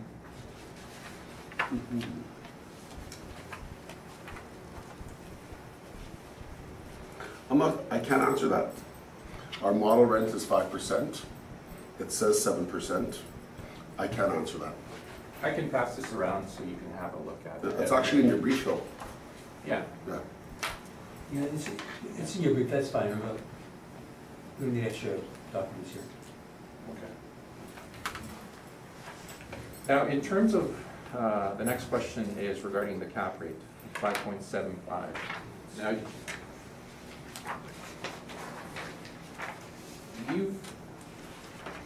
you've provided the standard cap rate chart that you provide with all your, that the city provides with all of their briefs. Now, I'm looking at the top row of office on your page 17 of your brief. And your office rates for A-class buildings are on the low side, 6%, on the high side, 6%, 20th percentile, 6%, 80th percentile, 6%.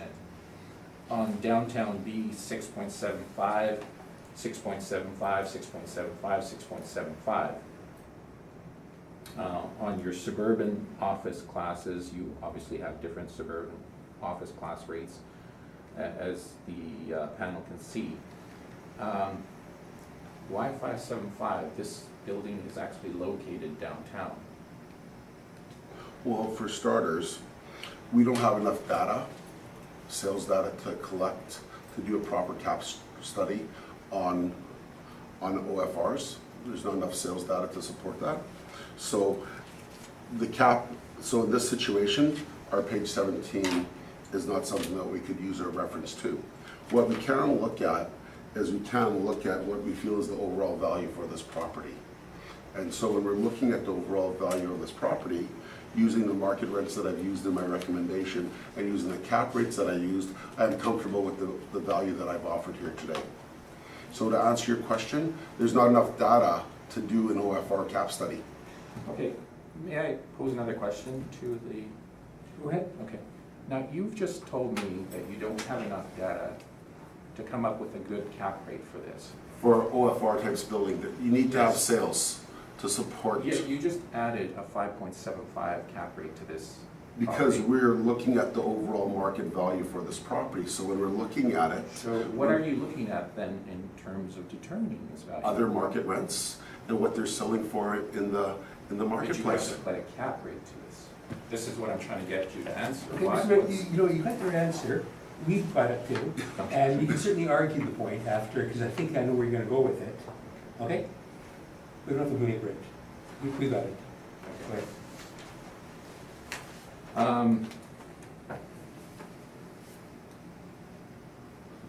Did you look at any conversions as comparables? No, I did not, because usually 576 Ellis is owner occupied space. So because it's owner occupied, there's not a lot of market rents there. So if there's no market rents for OFR properties, because they're owner occupied, it's pretty hard to develop a cap rate on them. So what we do in our analysis is we look at other market rents in the area and what would they lease for. So you're saying that you would only look at single occupancy situations as comparables if you were looking at a conversion? What we're looking at is we're trying to find comparable rents that are in the neighborhood. And so my list of comparables that I've shown here are all in the West End. And so, But you're also saying that you have had a hard time finding comparables that are actually conversions. yeah, it's nearly impossible. Like, if we were able to do that, then we'd be able to develop a cap rate study for that. Now, I believe you mentioned something here. Okay, you did mention that there is high demand for conversions, and you stated this, but you have nothing to back this up. We've noticed a trend that there are more owner-occupied spaces for OFRs. So you're just saying that there's more sales, you're not saying that there's more We've noticed more properties that have gone through situations like this where being converted. there have been some, yeah. Okay, Because but we- you specifically said something about demand. We've noticed that there are office res conversions. Those are my questions. Thank you. Mr. Terry, any questions of the assessor?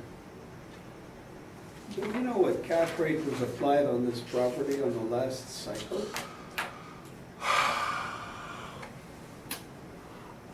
I do not. I am guessing, but I'd be guessing, so I don't want to speculate. But we noticed that there were a half-point difference between 16 and 18 in cap rates. A compression?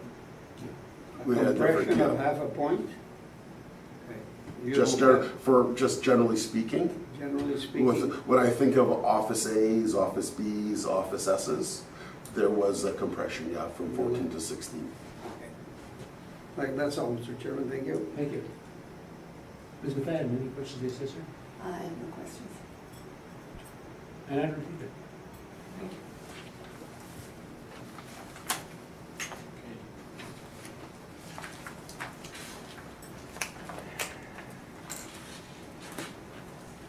I think I'll pass this out first. And I'll briefly explain what this is. You'll see in my brief that I've actually gone with a sales comparison approach. And using the sales comparison approach, what I've done here is basically exclude the basement finish from the calculation. In my brief, I actually included the 160 square feet of basement finish that I included in my income approach. When you use the sales comparison approach, you don't include the basement finish, so I excluded that 160 square feet. So there's actually a reduction from the recommended amount that I've made of $254,000 to $234,000. So that is the reason why I've made a correction to my recommended amount. So I'll start with my brief. 576 Ellis, as the assessor mentioned, it's not in the greatest area. It was built in 1905, has an effective age between 1920 and 1970. I've classified it as a 2.5 story. The assessor has called it a 3. I don't agree. I think that's just semantics. What I will say is that this is a house, and it still is a house. Even though it's being used as an office, it was built as a house in 1905. If you could please turn to page 3. Subject property also has a sister property next door at 574 Ellis. Now, this sister property underwent the same refresh at the same time that it's sold. Both buildings are essentially exact matches of each other in terms of floor plan upgrades, essentially identical properties. Both buildings sold in 2008 for $165,000. Not relevant to the rates that we're using. What I wanted to do there is emphasize that these are essentially two identical properties right beside each other. Now, we've estimated the main level at 745 square feet, the second level at 745 square feet, and the third level at 385 square feet. As I mentioned, I've included a washroom in the basement, which is 10 by 6 square feet. I don't know why there's a washroom down there. It does meet the heights, and it is different than the rest of the basement area. It does have that height clearance. I'm not exactly sure why it's higher than the rest of the basement, but as I told you, and as the pictures indicate, the rest of the basement is, again, I can touch it with my hand. I'm 6 feet tall. And what I know of building code is that in order for it to be an actual leasable area, or used as leasable area, it has to be at a minimum 6'7" as undeveloped area and 6'11" as developed area. On page 4, you see the general location of this building. It is between Sherbrooke and the University of Winnipeg. Below that, another close-up of it. I'd ask you to go to page 7 now.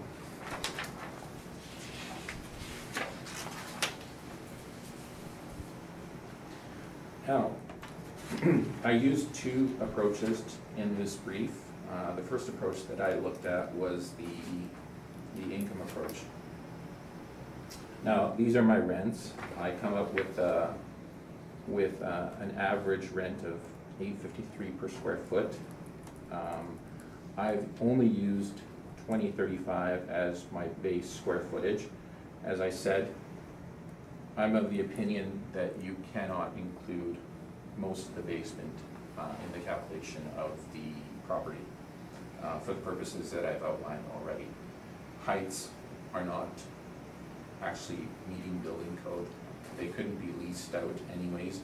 It is being used because it is an owner-occupied situation, but in terms of a leasable situation, that area could not be leased out. Unlike areas that are leasable, for example, if you have a boardroom down there. I've used a 7% cap rate because that is actually what the city model actually says for converted residences, not 5%. Here you can see some of, That was vacancy. Vacancy rate? yeah, vacancy rate, sorry. Okay. You said cap rate, so. Sorry, okay. vacancy. Okay. And below that, you can see some of my lease comparables. In terms of unrecovered expenses, I've used 7%, which is standard. And for the purposes of this report, I've used a 6.75% capitalization rate. If you turn to page 11, you can see the workup. The income value based on that square footage using the 7% cap rate, or sorry, 7% vacancy rate and 7% expenses. And a 6.75% cap rate is $225,506. Now, regarding this 6.75% cap rate, the reason that I utilized it, and you can see on page 13, again, this is included in the assessor's brief also. When I look at office rates, I look at OFA, OFB, OFS. First of all, this is not an office suburban, so in my opinion, 6.75 is justified.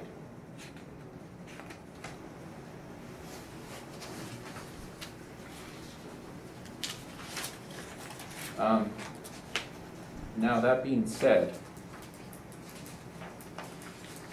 I did not use that approach.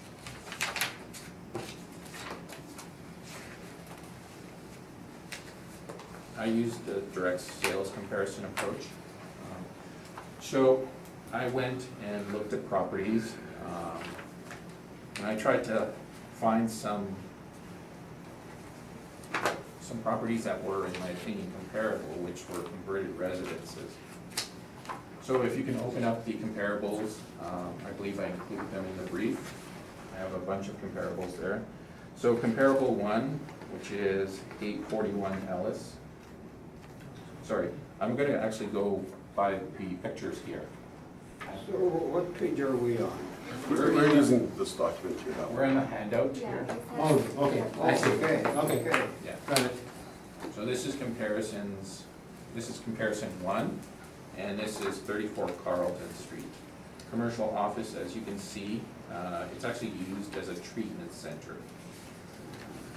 It's on Carlton, downtown living zoning, adjusted sale price of $651,950, and the leasable area of 3894 square feet. Comes to an adjusted price per square foot of $167. Now, in terms of the location, I think it's a good location, construction quality is good, condition is good. I think it's a superior property. Comparison two is on Ellis Avenue, 841 Ellis Avenue.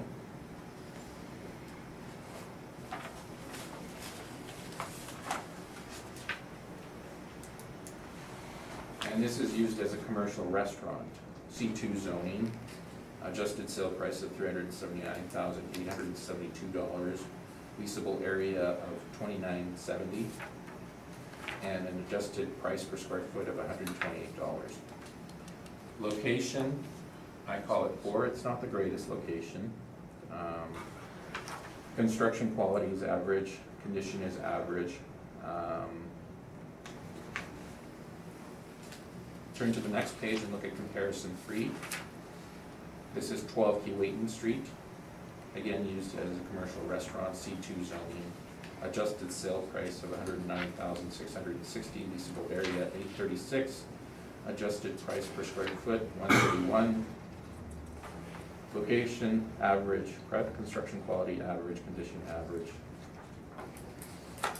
The next one, 453 Pembina, commercial retail store, C2 zoning, adjusted price of $467,728, leasable area of $35.50, $132 per square foot adjusted, location average, quality average, condition average. Comparison 5 is another conversion. This is 271 Givenchy, used as, property use code is commercial multi-use. There's actually a restaurant there. The adjusted sale price is $679,670, leasable area $47.36, $144 adjusted per square foot. Location is average, quality is average, condition is average. Comparison 6 is 635 Sargent Avenue. I can't explain what type of building this is. It's used as a church currently. Has C2 zoning. Has an adjusted sale price of $241,744. 26 square feet. That's $49 per square foot adjusted. Obviously, it's poor location. Construction quality is average. Condition is average. And I would say that what affects this one is the location, and that's why it's so low. The next comparison, 7, is 62 Sherbrooke, and this is another conversion. C2 zoning, adjusted price of $438,640, leasable area of $26.17, and an adjusted price of $168 per square foot. Location is good, construction quality is average, condition is good. Comparison 8 is 120 Sherbrooke. This is commercial office, C2 zoning, adjusted sale price of $449,814, leasable area of $30.55. Also, I included this in there, and this is pre-April 1, 2016, so it gives a brief explanation of this one. And this is one of the rare ones where I was actually able to see more information on it than we would normally see. So there's a sales document on it included in there, if you could find this. Okay? So in this one, you can see 2.5 story, they've laid it out. It's actually a very nice building, very modern finishes, light woods, skylights. Also, it has 1,300 square feet of usable office area. Okay, now, and that's not included in the calculation of square footage because, again, this is the direct sales comparison approach. So they're using the above ground gross area, not the basement. But this one does have 1,300 square feet of actual office area. Now, this one came out at $147 per square foot. Now, if you added that, of course, we're not doing that, but if you did add the basement finish, it would obviously come out lower. The location is good, construction quality is average, condition is good. The next comparison is 126 Sherbrooke. This was, and still is, a restaurant. It has been a restaurant through many different owners. C2 zoning, adjusted sale price of $404,693, leasable area of 2040, adjusted price per square foot of $198. Location is good, construction quality is average, condition is good. This sale price per square foot is slightly higher than some of the other comparisons that I've looked at. What I have noticed in the sale, in the market is that buildings that are retrofitted for restaurant use sometimes demand a higher rate per square foot. The next two documents are the original sales documents for the two properties, the 576 and 574. Again, everything here is the same, and they are essentially the same properties. One is currently used as a residence or rented out to people to live in, and one is used for the owner to house their business. Now,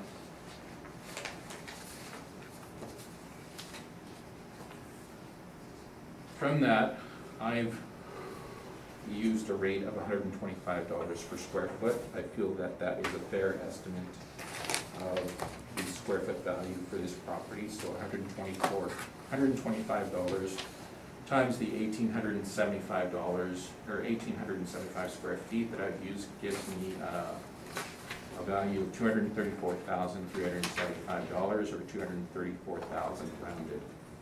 And that is my recommendation, that is my presentation, and I am open to questions. And you have some questions, I believe. Yes, can we have recess first? I need to go to the washroom quickly. Don't worry, Linda, You have it? I'll be fast. I just need a quick recess. Go ahead. Thank you.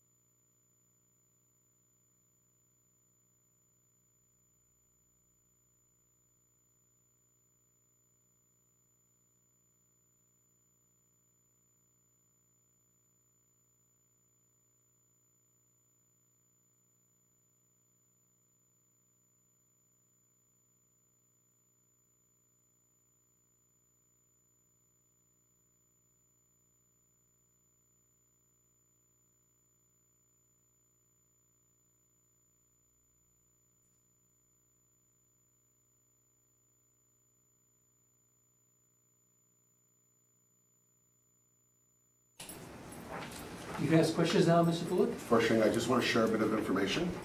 So My recommendation, if we just use the upper levels of the first, second, and third floor, then with $296,000 based on 1,900 square feet, works out to $152.63 a square foot net. Per square foot, like the sales per square foot. So if we're looking at my recommendation, that's what it would turn out to be, as opposed to the 125 Right, of so the you- applicants. So if you're doing it that way, Yep. your advice is you're $26 acquired on rental value. Exactly. Okay, So I just want to share that because that wasn't my approach to value, but because the applicants are doing this method, so I want to present. you can do that by way of a question, but I'll accept Yep, that. but I just wanted to do it that way, Right. okay? But if, you know, what you're doing is it's unfair now because you didn't ask it as a question, I think you should. In case Okay. there's a response forthcoming. Well, I could have asked, Otherwise, because I- Mr. Rivera's looking at a chance to argue now, okay, so the only way he can say anything regarding it, okay, Okay. so I could ask the question this way then. yep, Do you know what the assessed value is per square foot based on my recommendation? 152, as you just told me, Yeah, 152.63, okay? okay. based on your recommendation. Yep. Okay, And perfect. that recommendation takes into account your capitalization rate as well, right? No, that's just the overall sales per square foot. So all I'm doing right now is I'm taking the 290, the value that I feel comfortable with, dividing it by the space used on the first floor, second floor, and third floor. I think what he's saying is if you use the cost approach and use your method, it would come out to $150.96 Yeah. per foot as opposed to the 125 that you're asking for to get to the value that he's recommended. Okay? I think that's what I understand anyway. But then the assumption is that I believe that his value is actually correct. Well, but you know, he may ask you that, and I don't think that you have to say that. No, I'm just saying that that's where he's coming from, so. I agree. I mean, you can bend the numbers any way you Well, want. there's a method to my madness that I'll share later on. Well, you're asking a question Yep, now. okay, fair enough. I'm not gonna have you taking commercial property appraisal 401 from the University of British Columbia. I believe about 15 years ago. Okay, thank you. Do you have any supporting documentation to suggest that the property beside the subject property at 574 Ellis is exactly the same? I've been in. Okay, but, We have the two And listings. you We have the have the comparisons two here. listing comparables for both of okay. them. But that was before renovation, well, No, see, it's, no, it's after renovation. is it after renovations? Okay, fair enough. How did you come up with your adjustments for the sales prices? The sales prices? Yep, all your comparables for direct sales approach has adjusted sale price. How did you come up with them? I used 15% over 2 years. Okay, So it works out to roughly less than half a percentage point per month, okay, which I think is fair. okay. Out of curiosity, for 120 Sherbrooke, did you use a paired sales analysis approach to doing your adjustment on that? Because there are two sales on that property. And when was the second sale? Second sale was post-reference, but Hence the reason that I didn't go. okay. But sometimes people would use that to come up with an estimated market I value, are would they say not? that it was post-reference, so I Okay. didn't touch it. Fair enough. Looking at your comparables, so comparables 2, 3, 4, and 5, are they not restaurants? All restaurants? Yes, I believe so. And would that be a fair estimate of market value if you're only looking at a restaurant comparing it to an office res conversion? I would say that as a restaurant, it would probably be higher value. Okay. But, okay, In so, terms of the, look, I know what you're saying in terms of the space that's been utilized, and you classified it as an office space. A potential buyer may not necessarily use this as an office space. We're looking at a building that has C2 zoning, that has many variable uses that would be allowed under the current zoning, not just office space. So in terms of using comparable properties, I don't think you have to concentrate on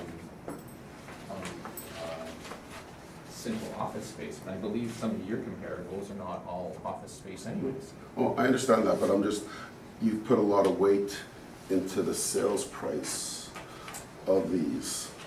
And so, No, and I have to, again, respond with the same argument that we've been making on capitalization rates and conversions. You just told me yourself that you have had a difficult time finding data that would correlate and allow you to come up with proper capitalization rates for conversions.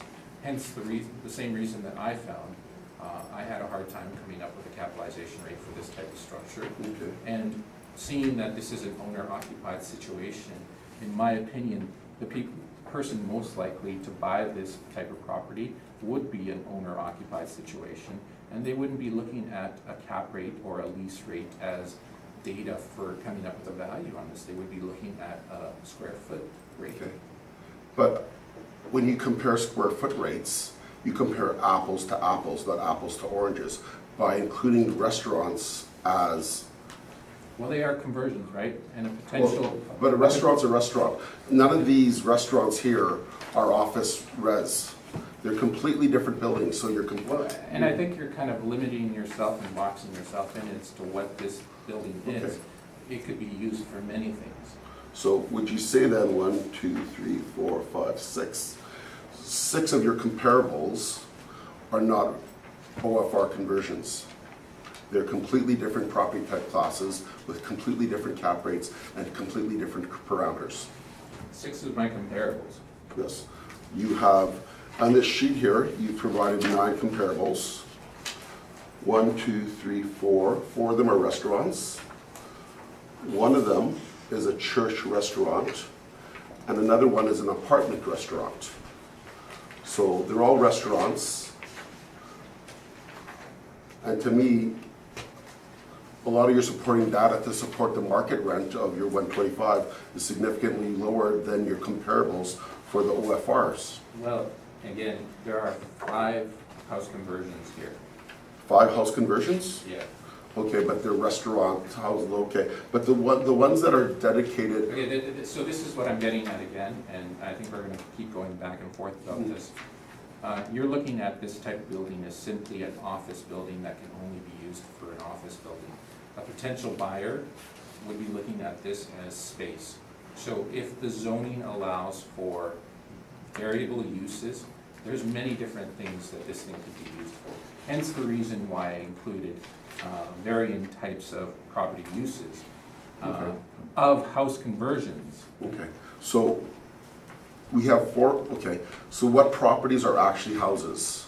Because based on my calculations, you have 4 properties that are actually office res.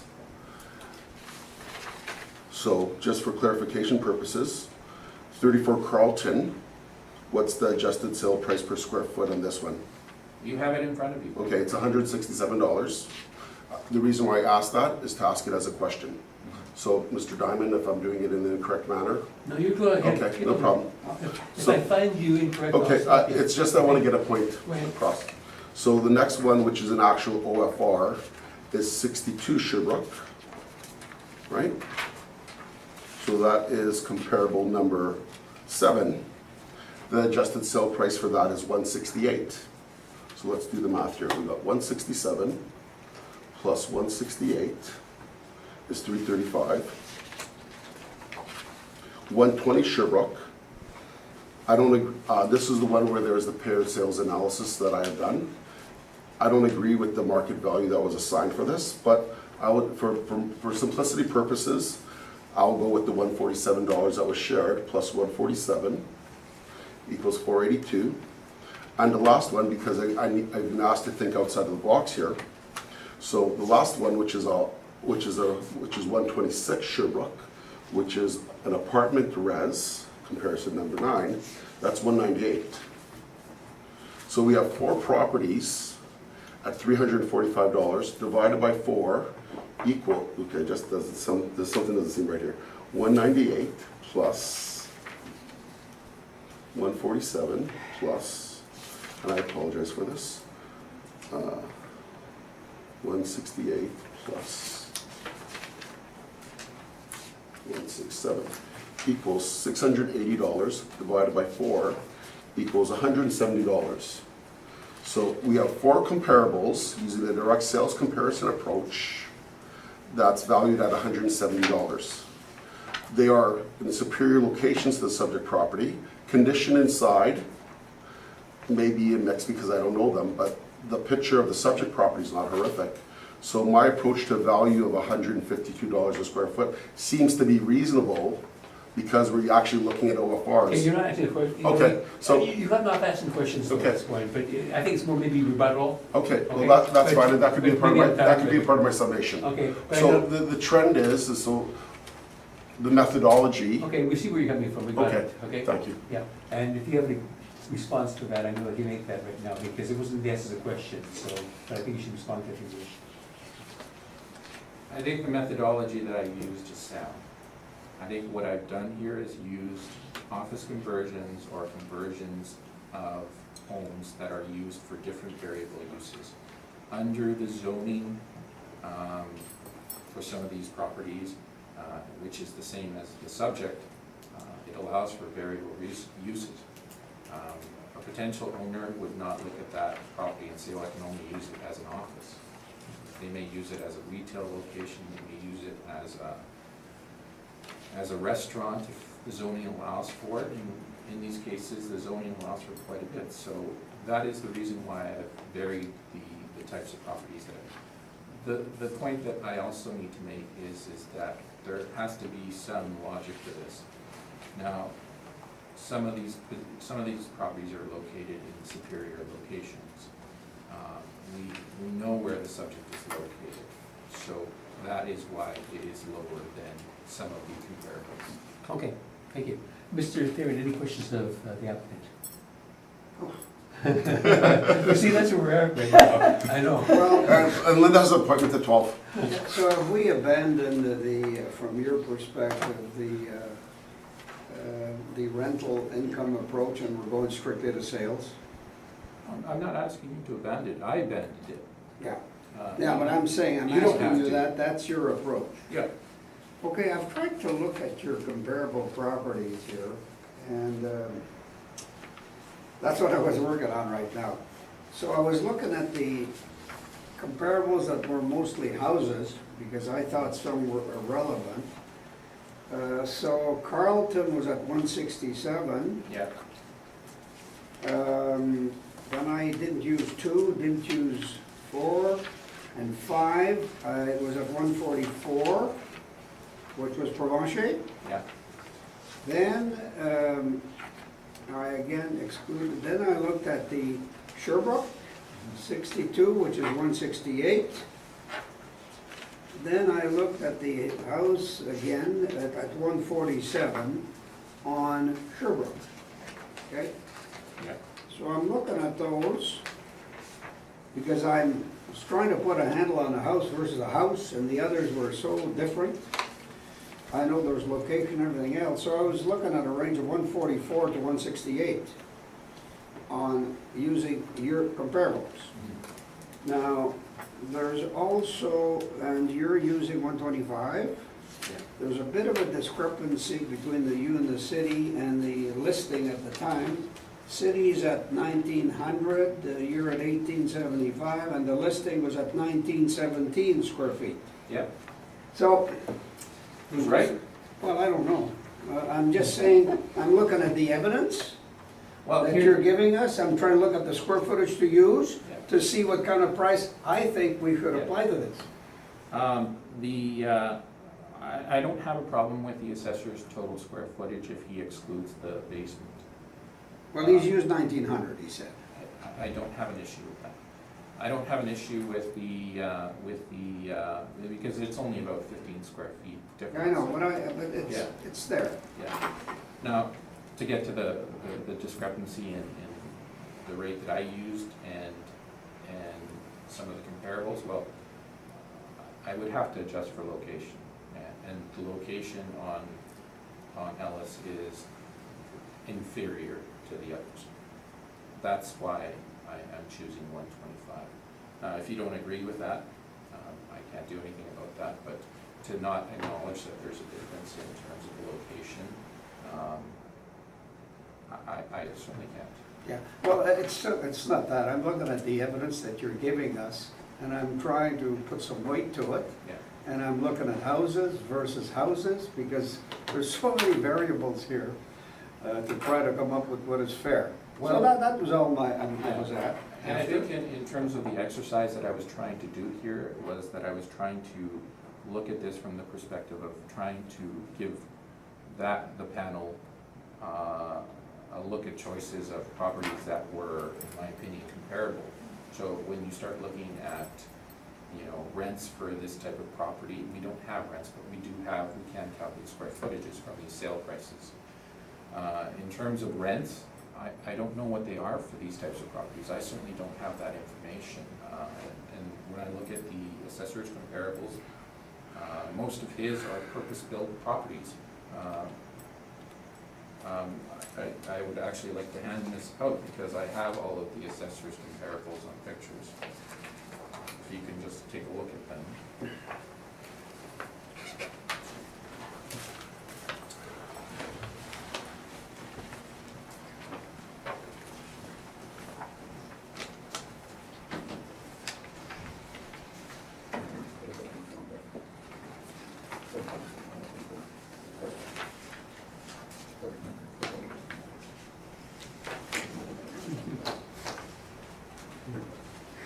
So, I'll leave that to my rebuttal at the end as to what I want to say about these.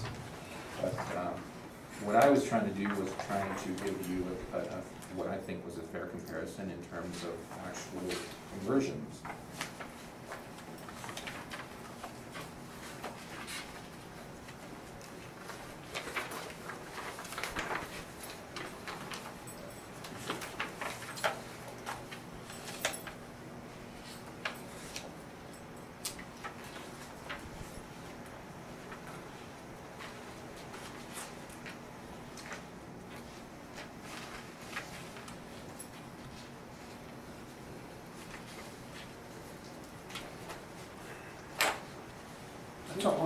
I'm sorry. Oh, sorry, okay. Well, because I was just looking at Thank you. the approach, I'm sorry. So based on your comparable from page 8, you've applied about a 10% reduction for that difference in location? That's correct? Yes. Thank you. That's it? Yes. And I can tell you that I clearly understand everything you gave to us, as Mr. Froelich. You both had the approaches, but they're both understandable, so I don't have any questions because I don't have any clarification. So, thank you. I could provide a submission now. I have no other questions. You both can provide submissions if you wish to do so.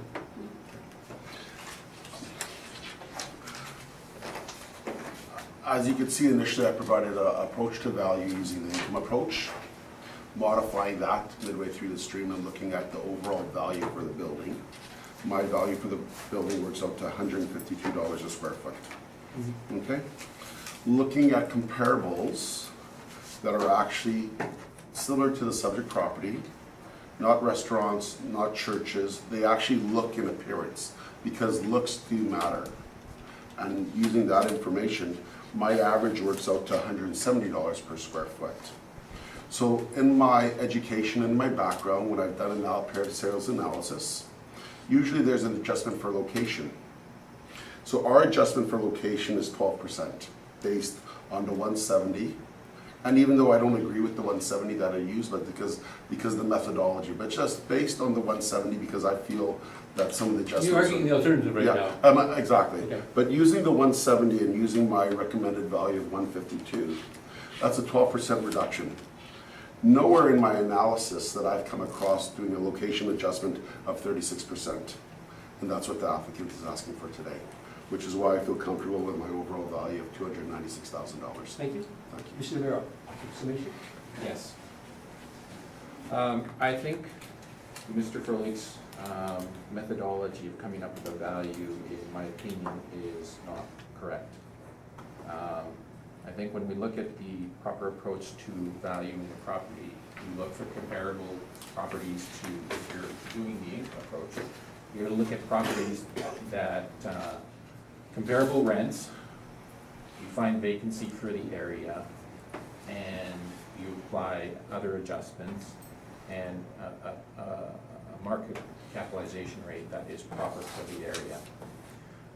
And I think that's where, you know, him trying to reverse engineer a value is incorrect. In terms of what he's provided as a valuation, I don't have an issue with it. I think in terms of the steps that he took, it's probably proper, but while in this hearing, trying to say that he can reverse engineer a value based on data that I've provided is, in my opinion, wrong. The one area that I would stress that I think the applicant is wrong on is the calculation of the basement area. I don't think the basement area can be used legitimately as leasable area. As you can see in the pictures, it wouldn't even be allowed under building code to be used. So I don't think it can be leased. On another thing. Can I just ask you something there? Yeah. Okay, a single tenant building though, it can still be used as storage, so it has some value, and that, although it couldn't be leased as office space. Yeah, but if you were an owner occupied. No, but it could result in some increased rent because it's there and available. Yeah, could it? I think so. Am I wrong? I don't know. I think if it's 5 feet or whatever, and you can just throw some stuff down there, I think it's negligible as to. It has some value though. It might not be a high rent, but it has some value. Yeah, maybe. Okay. It's my observation. It would be very low, I would think. Okay. Not at $4 is, again, the Perhaps. assessments. And on top of that, the capitalization rate is in my opinion, ridiculous for this area location and the type of property that we're looking at. 5.75, in my opinion, is an investment grade cap rate that you would find on some of the best properties that you would see for sale in the city. Not for a house that was built in 1905 and used as an office space on Ellis Avenue. I think common sense would tell you that 5.75 isn't even a proper cap rate. That's it. Okay, well, thank you very much, both of you. We're done? You gave us a lot to think about. Well, You're so different, but, you know, as you can see now, I know why I asked Doug to go first. no, it was interesting. It was interesting, thank you. Okay.